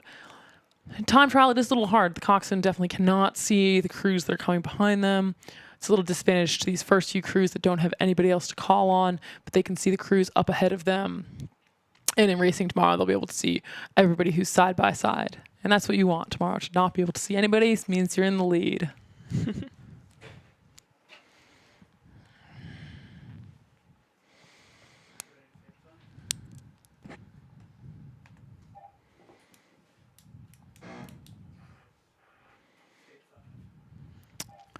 We got this Vesper 4 coming down of Goodrich, Bacchaeus David, Ulig, and Ian Hedden, and Trent Tigalar.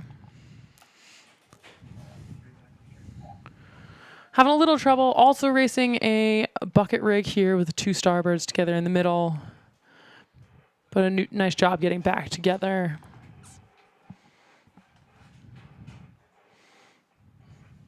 Getting a little short at that end of the stroke. Just want to make sure every stroke is really effective, pushing the bow out as much as you can. As you see, they're really bringing up the rate in these last 10 strokes coming to the line, making sure they have a nice little extra push. Yeah, it is really nice to have these coxswains here steering us through these last 250 meters. We've got a P&RA Mercer crew at the bottom of your screen coming down. Like we said, their home course, a little bit of an advantage. We're pretty used to all the markers as a crew. Then you don't need your coxswain to tell you, okay, I know we're hitting the last 250. It's very familiar territory. On the right of your screen, we've got bow 951 from Potomac.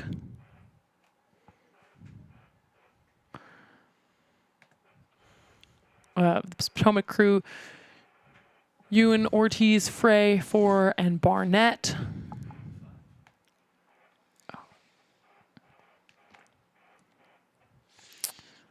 That Mercer crew is Sasnay, Drago, Roloff, Dowdery, and DeHall. Here we got the Mendota crew. We got O'Brien, Stanwood, Clipstein, and Waking. Coxed by Grayson Van Loo. It was the 3V coxswain at Wisconsin this year. Did a great job with that boat. And we're seeing him pay off right here. And it does feel like the last few crews we've seen, these men have also raced in the pairs race earlier today or some other race.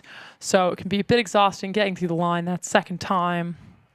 Definitely. This looks like Mendota B. Looks like we got Truog.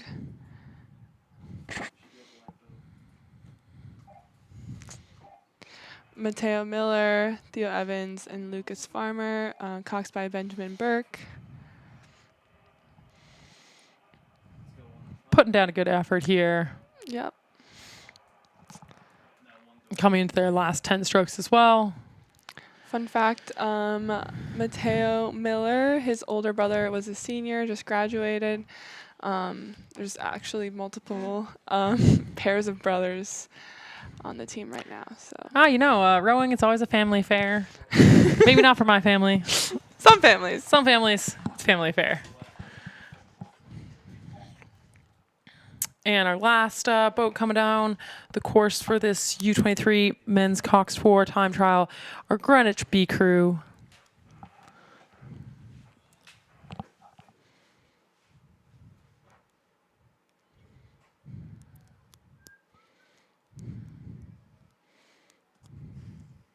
Looking really good. Nice layback here, really pushing through the whole stroke.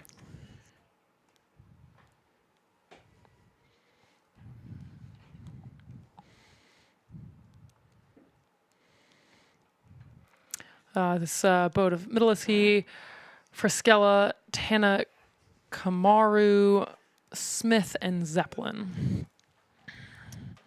That's it for the men's U23 for with coxswain time trial. Top 6 of this event, to reiterate, are going to the final. Coming up next, in about 5 minutes, we'll have the women's U23 quad, time trial, in which the top 6 will also go to the final. We're coming into our last few time trials of the day, so I'm sure crews will be heading out back to wherever they're staying in Mercer County, resting up, getting ready for racing to start again tomorrow if they've made it on to semifinals. Really great racing from everybody. Even if you didn't make it through to racing tomorrow, you got to be proud of the work that you've put down on a little bit of a swirly day here at Mercer. Definitely.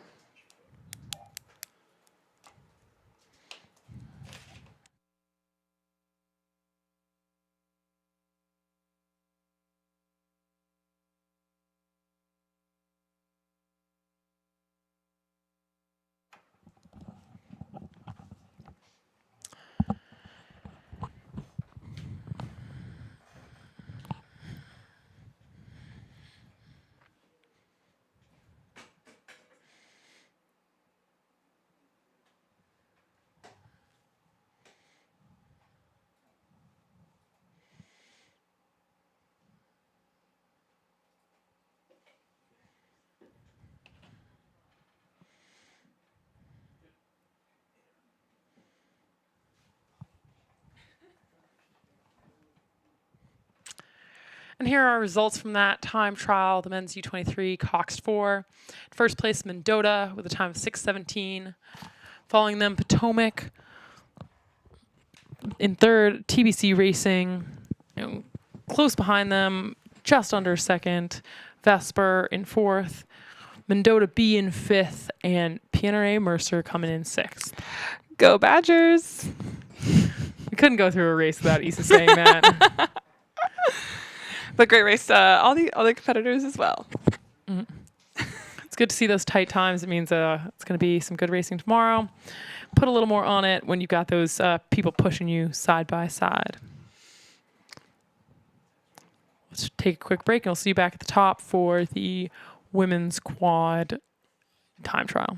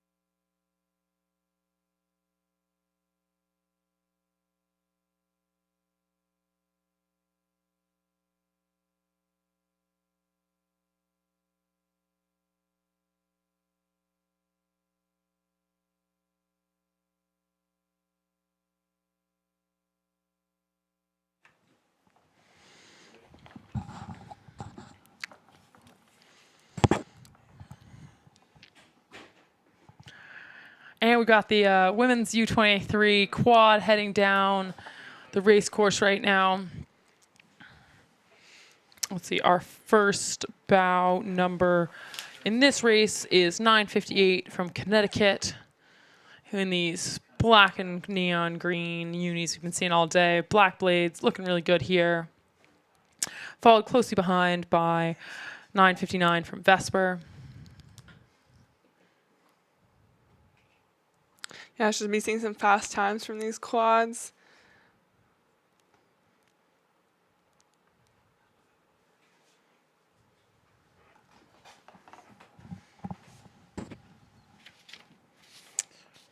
So like the last race with the U23 men's Cox 4, in this race, top 6 straight to final. There are 12 boats, so top half, you got to make sure that you're really on it the whole race, putting down something great out there to make sure that you are into the final for Friday.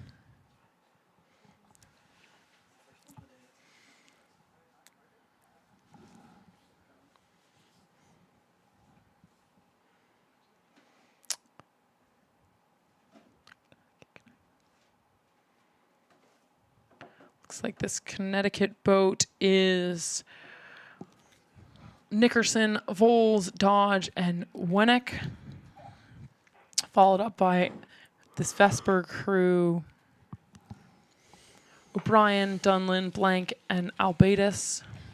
Same as last race, probably going to have some people doubling up from the doubles or singles earlier today, having a good time. It's a little easier in this bigger boat. You got some friends to urge you along. Bow seat or 3-seat. Sorry, bow or 2 often does some calls in the quad, urges them along, calls some moves as you get down to the 1K. This Connecticut crew can see the Vesper crew off their starboard side. Hopefully it's pushing them on, making sure they keep that margin out in front of them.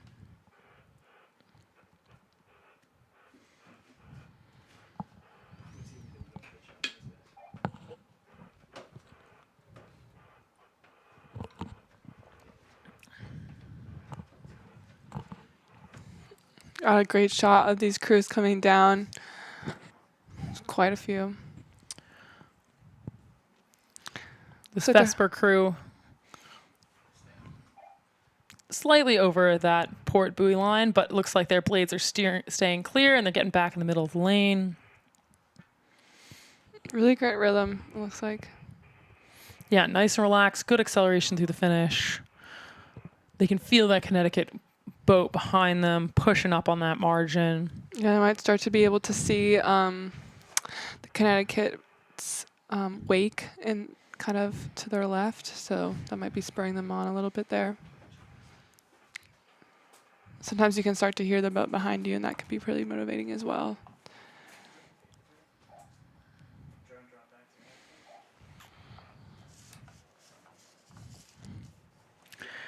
Got some more friends in my DMs saying, you're totally right about the wind. It's a little rough out there. Tough conditions. It's still going to be a little tough in the quad as they'll be steering their own boat right now. But sometimes be a little easier in a bigger boat. You get up to speed, just try to keep that rhythm. It can help keep you on the straight and narrow, down your lane. Nice composure from this Vesper crew.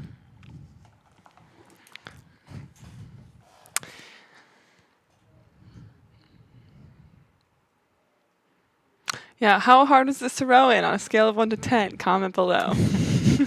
Let us know. Follow along in the, YouTube comments. We take feedback.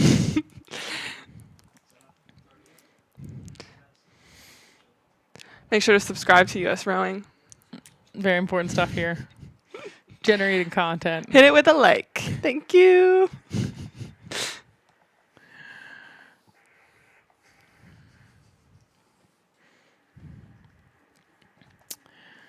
Behind that Vesper crew, we got bow 960 from Great Bay of Barlett, Schnur, Craver, and Edwards.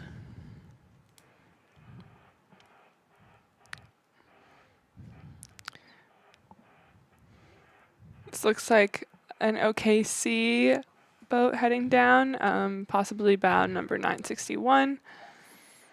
But look, we got that Vesper boat heading into the last 250 with Connecticut, and I think they're just catching them as they're coming down into this last 250 meters of the course. Very exciting. You can get that little extra surge, step on it. Oh, it looks like they're crossing the buoys a little bit, but hopefully they'll get their course back soon. Sometimes the good thing is if you get that far over the buoy line, both the buoys are just going under your riggers. Right, and it's totally exactly. fine. So if you're unfamiliar and you're just a parent rowing and you haven't been in a boat yourself, the buoys are obviously connected down to chains down or wires down the course. So if you get hooked underneath one, it can sort of stick your blade there, cause some issues. But it looks like everybody's fine in this race. Vesper pushing through the Connecticut crew right here as they come to the line. And on the left side of our screen, looks like we have an Orion quad. Really nice overhead shot of them right there. Great bay coming down to the line.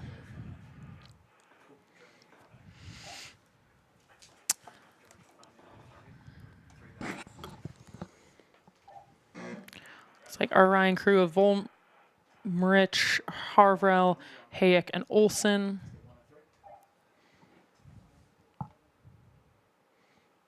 Bow 964 from Conshohocken.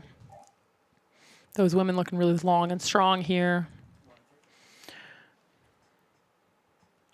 That boat, Love, Burchett, Gamble, and Friedlander. This Vesper crew coming down to the line. That Bousy just looking out, seeing that finish line.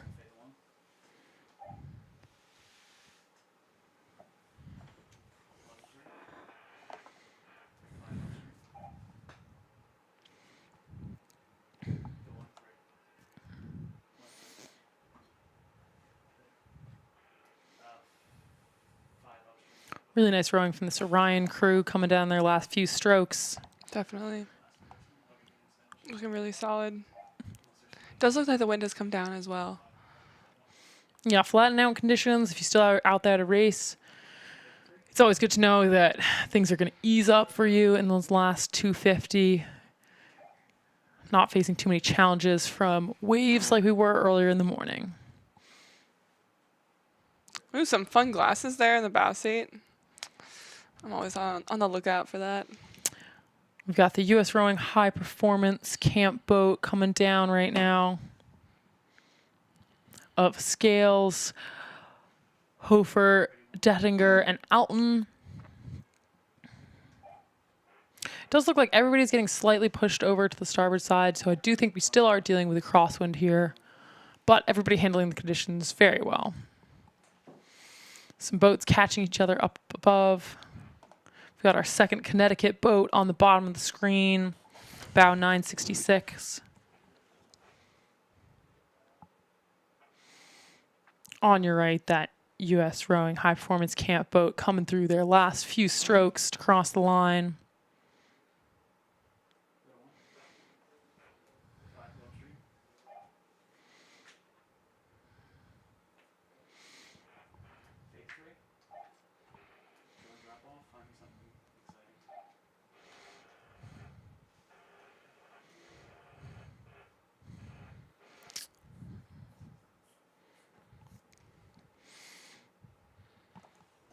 Bow 966, our second Connecticut boat.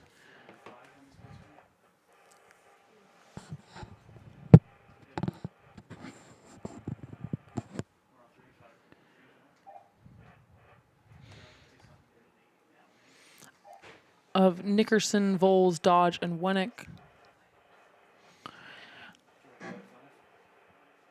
And so we have pretty tight overlap from this Penn AC crew and Nereid. Really great racing as they come down to the line, pushing each other. And on the left side of your screen, another Rockland crew. Shout out to my kids, Emma Deljanin, Caroline High, Yara Ronan, Hannah Bezaleski. Looking really great there.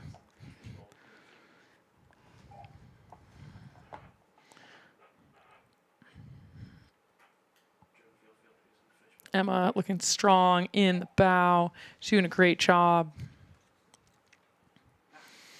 Just taking a look back and forth, seeing where she is in the course, how much further they've got to go in this last few strokes.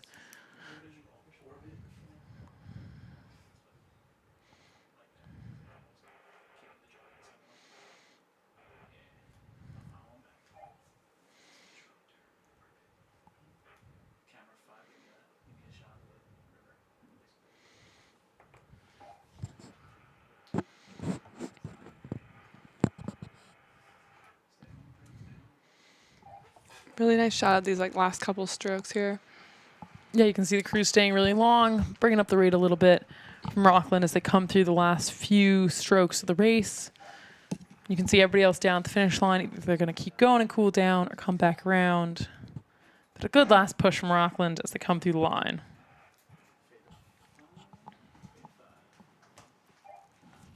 I'll be taking a break until 12:45 when the men's the men's U23 time trial will kick off. It's our last two races of the day in a second. We'll let you know the results of this past quad race from the U23 women as soon as it comes in.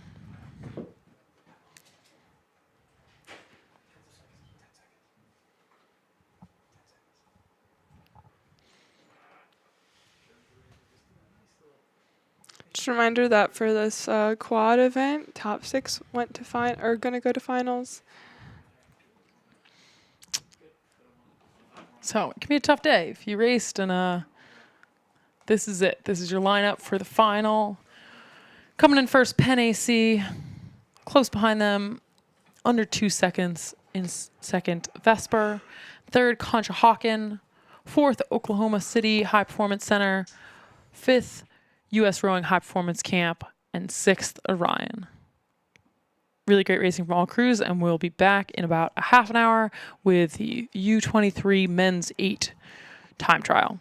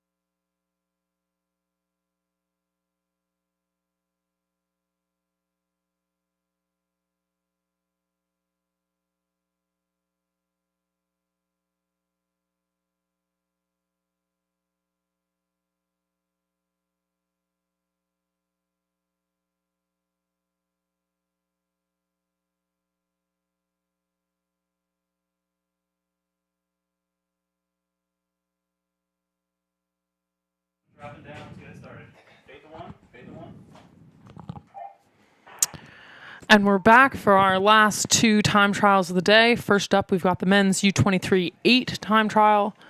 First crew on the course is bow number 983 from Greenwich. And following up behind them is 984 from PNRA Mercer. As you can see, conditions have cleared quite a bit. The water is a lot flatter, so this will be really fun to see how fast these crews can get down the course in these better conditions.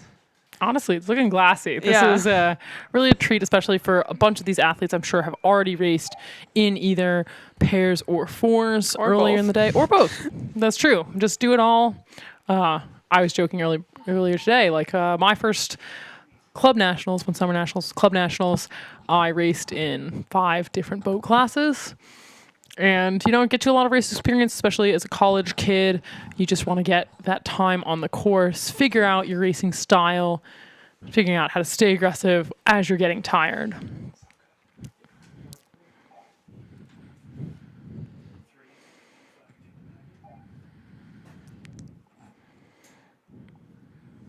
This first boat, the Greenwich boat, is being followed by a PNRA Mercer 8 with bow number 984, and then followed shortly by Monmouth Juniors, bow number 985. Beautiful shot here. You're able to see a bird's eye view of this 8 coming down. Really fun to see. Their timing, their rhythm, looking really relaxed. Pretty good spacing on these puddles. You want to make sure you're getting the boat pushed away from you and your stern pair is not catching in the puddles of your bow pair. So you're getting enough send from each stroke to get the boat up and moving through the water. Also, some more bucket hats from these Greenwich men. Good job. Fast stuff from 3-seat. We see you. Style, speed. Classic 3-seat, honestly. Mm-hmm. I feel like Issa and I both know we've definitely both been in 3-seat before. But it's really fun to be out here in 8s.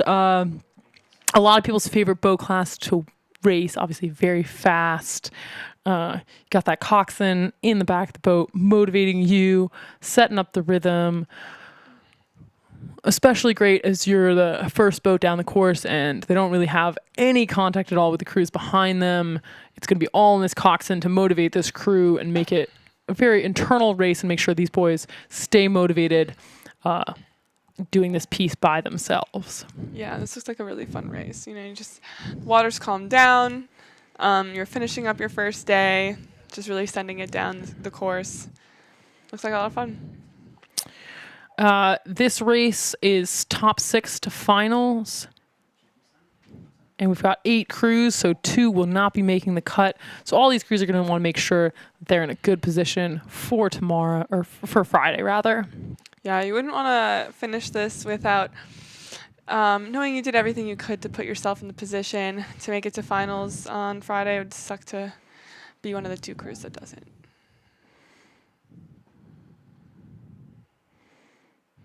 Some really nice rowing from the Greenwich crew. Definitely putting everything on it as they come down through this third 500.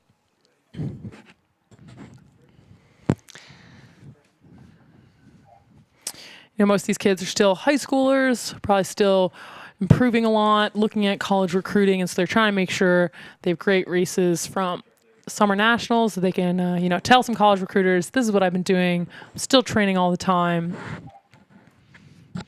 Getting faster every day. For sure.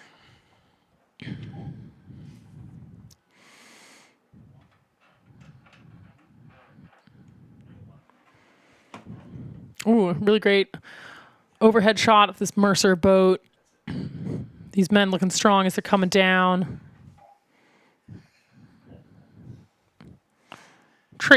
Chasing down that Greenwich crew.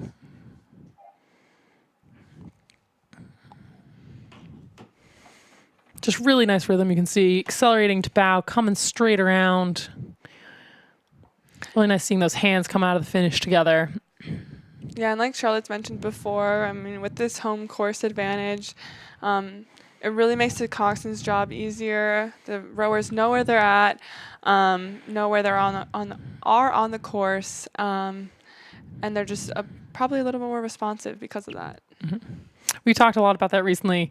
Being off at Henley, the Brits definitely have an advantage knowing a crazy course like that, just knowing all the markers, what to expect, when the noise is going to come from the crowd. So, and Mercer, the same thing. It's maybe not the same spectacle as we just saw at Henley Royal Regatta, but it helps nonetheless to feel really secure when you're racing. We got this Greenwich crew coming down the line in their last 100 meters here. Extra little shove. You can see that stroke seat hanging on it with every ounce of his being, getting his crew across the line as fast as possible. Yeah, we're getting some really great shots of these boats today, especially now that the wind's kind of died down. Really able to see some spectacular rowing.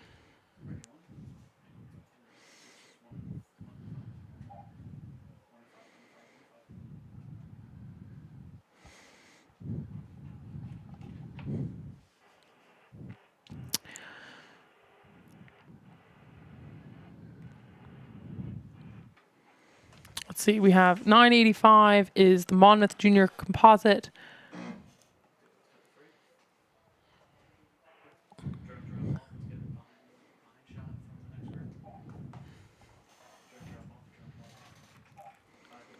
Hey, we got a bucket in this boat as well. You can bucket an 8. Got 2 crews. You know, keep your starboards together.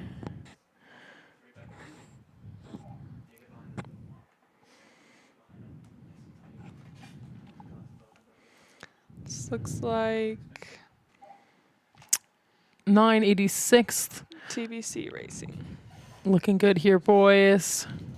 Coming down in this last stretch of the course.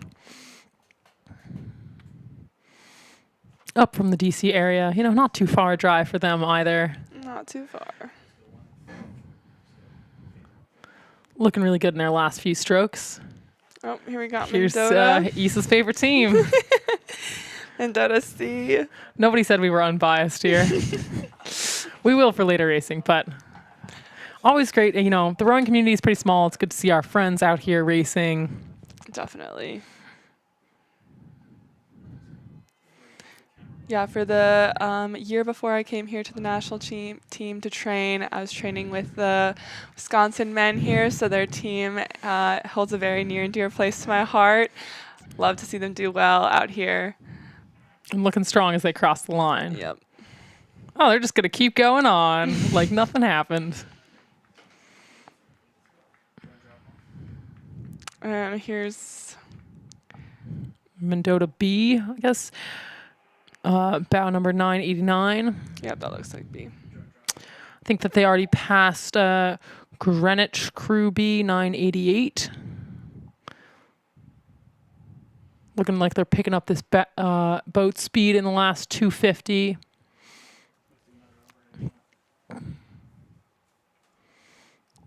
Looks like who is that? Looks like stroked by Josh Barth, upcoming senior. This Greenwich crew also looking really strong. Greenwich, obviously, mostly a high school team, facing these bigger competitive groups already in college for under 23s, but putting down a really good showing here. Yeah, definitely. Looking very long and strong. As you can see, another bucket hat. In 60 of the Mendota A, I guess you could say, stroked by Schmidt and Haran, who, as I've said, they were in the pair together and were stern pair of the 2V at IRAs this year. So some great racing from all crews. 6 of those boats will go through to racing tomorrow. And we've got upcoming one last time trial on the course for today. Men's 8, open 8 time trial.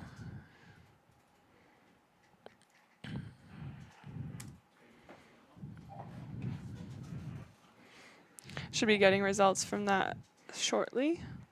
But a really nice view here of the boat park. We got lots of space out there for all the crews to have their equipment out.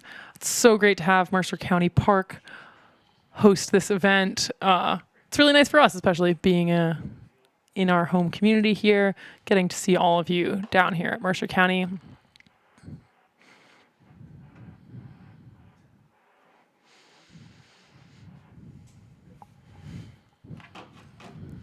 And here are our results from the men's U23 8.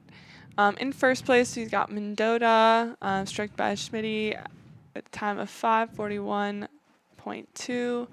In second, Monmouth Juniors Composite with a time of 5:48.6.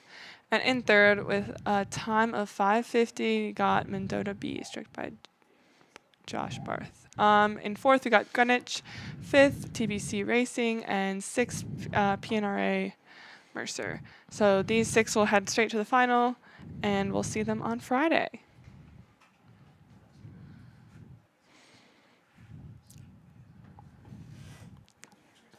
Go Badgers! I think somebody needs to start a count for how many times Issa says "Go Badgers." How many times have I said "Go Badgers"? Comment below. Never enough time. Trust me, we're just as shameless with saying "Go Dragons," so it's fine. It's all about school pride, you know? That's what I was saying. I'm open to rooting for other teams besides Columbia. So let us know what university you're from. We'll give you a shout out. Yeah, me too, you know? Equal opportunity here. Hit us in DMs. Let us know what team we should cheer for and why. Yeah. We'll decide if... We want some good reasons of Yeah. why is your team the best team? Why should we be cheering for you? Yeah. Looks like we've got the Open 8 coming down the course right now.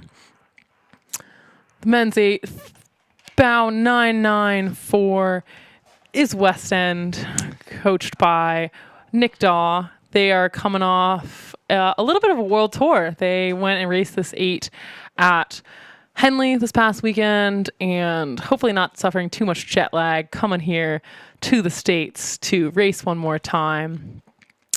They had a really great showing in the Thames Challenge Cup at Henley this past weekend. Wow, they're really doing a world tour. Yeah, It's they pretty exciting. travel all over. I had a great time training with West End just pre-pandemic in 2020. It's a really great group of men and women down there, and had my own opportunity to race at their national championships. So it's really nice to see them come over here and race some of our teams at Summer Nationals. So afterwards, for the rest of the day, these teams will probably be heading to their hotels, getting some much-needed rest, probably getting some ice cream or something. Yeah, that's true. What's the best recovery food? What's the best ice cream in Princeton? Comment below. Like and subscribe. Lots of good takes. Can't recommend Bent Spoon enough. Delicious. I agree. What's the other one? Where they Thomas mix- Sweets is awesome. Yeah, that's pretty good. I'm also a big fan of just Slurpees. Liz and Mark, definitely on it as good recovery food. But these men are looking great. Pretty strong. Great grip on the water. Just sending those puddles away from them.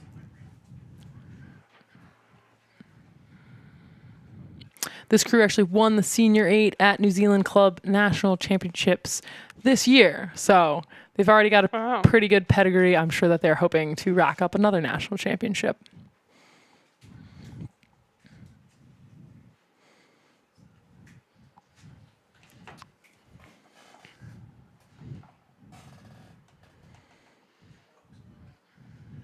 Yeah, I mean, this crew certainly looks really experienced, really collected. All that race experience really shows here. And similar to our first crew that we had in the U23 men's 8, there's not really anybody in sight for them, so it's going to be on the coxswain to be calling a great race for these guys and making sure that they just stay internally motivated as they're coming down into the final 250 of the course. So a lot of coxswains do different things. You can call like phantom boats, imagining that you've got some teams next to you, spurring you on, or just calling some moves, some power 10s. You can see they're definitely breaking up the rate still, even without anybody next to them. Yeah, and that's really a sign of a really disciplined crew and a really good coxswain as well. You know, that you're able to motivate your crew despite not having any boats around them. That really shows.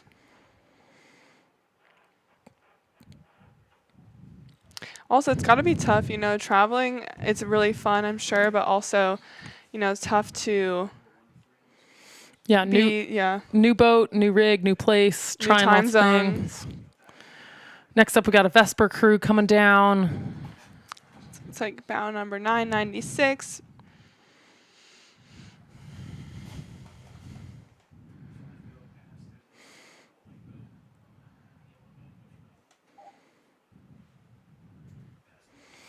This boat, I'm sure, filled with people that have raced earlier today, getting in their last race in this 8. One last push down the course.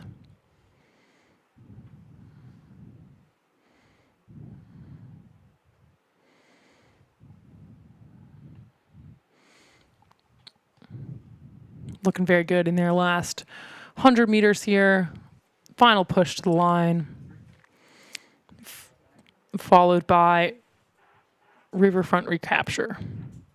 You can see the effort just going through everyone's stroke as they're putting everything out there for the last few strokes before the line.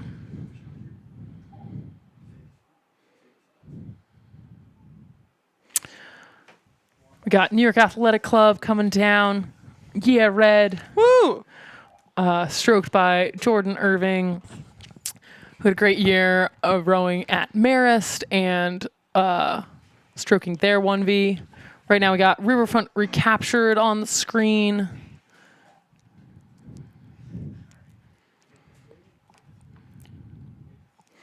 Here we got Mendota.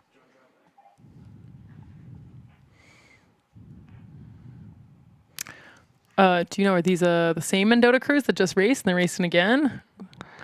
You know what? It looks I think it is. It kind of looks like it is. But, I mean, so Dylan Green, who we saw in the single, who placed second after the time trial, is in 7th seat here. It looks like Joey Cleary, who was 7th seat of the 1V this year at IRAs, looks like he's stroking there. So this might be a little bit of a lineup change. Got 998 here on the left of your screen. That's Nyack again coming through the finish. Looking great, boys. Yeah, red.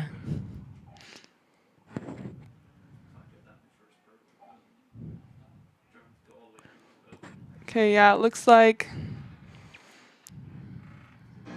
this might be a different lineup than the ones that we've seen in the previous event, just because there's some older guys here. Getting some new blood, people that are not under 23.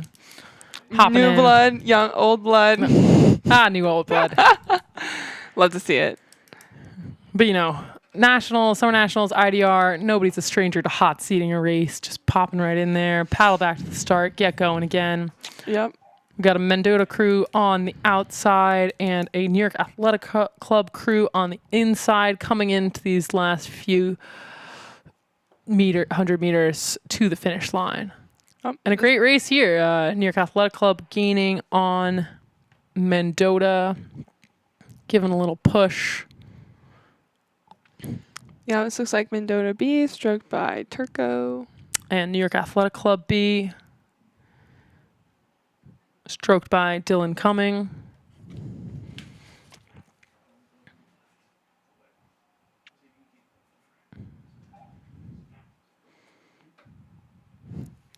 Okay, I've received some intel from the Wisconsin the Mendota team, that A and B in this event are different lineups, but the C is the same lineup from the U23 time trial. So nice. So those guys will been heading back up to the start and just going again.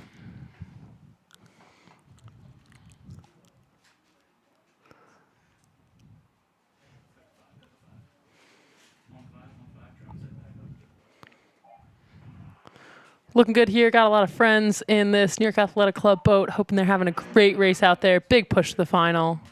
A few strokes. Followed closely by this Mendota crew.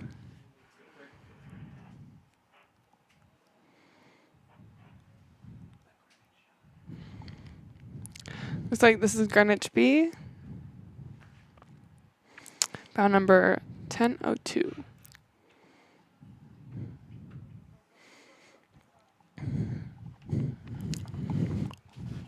Looking really strong. As we talked about before, they don't really have anybody in their area. It's up to that coxswain, pushing them down into these last 250. They're hitting the wet red buoys. They're going to take one last push to the line.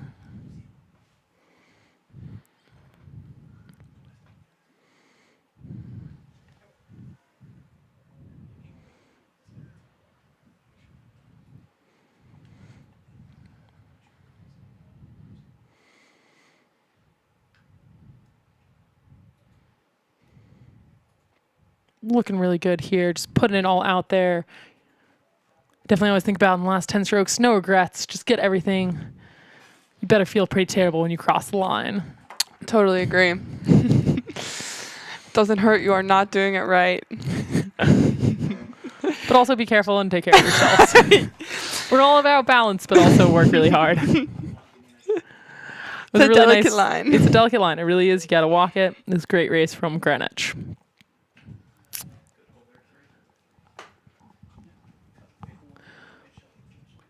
It's looking like those are our last few crews of the day. It's been a lot of fun for us commentating, and we'll be back tomorrow with semifinals. This is Issa Darvin at Issa Darvin on Instagram, signing off. And Charlotte Buck at Charbuck Wild. Definitely DM us with hot takes, your horoscopes, who you care about in this racing. Is the bent spoon overrated? And here are results from the men's 8. In first, Mendota with a time of 5:31. Second, West End. In third, Riverfront Recapture. Fourth is taken by Vesper. Fifth by New York Athletic Club A. And sixth by New York Athletic Club B. Really great racing from all of you guys out there. See ya. See you tomorrow.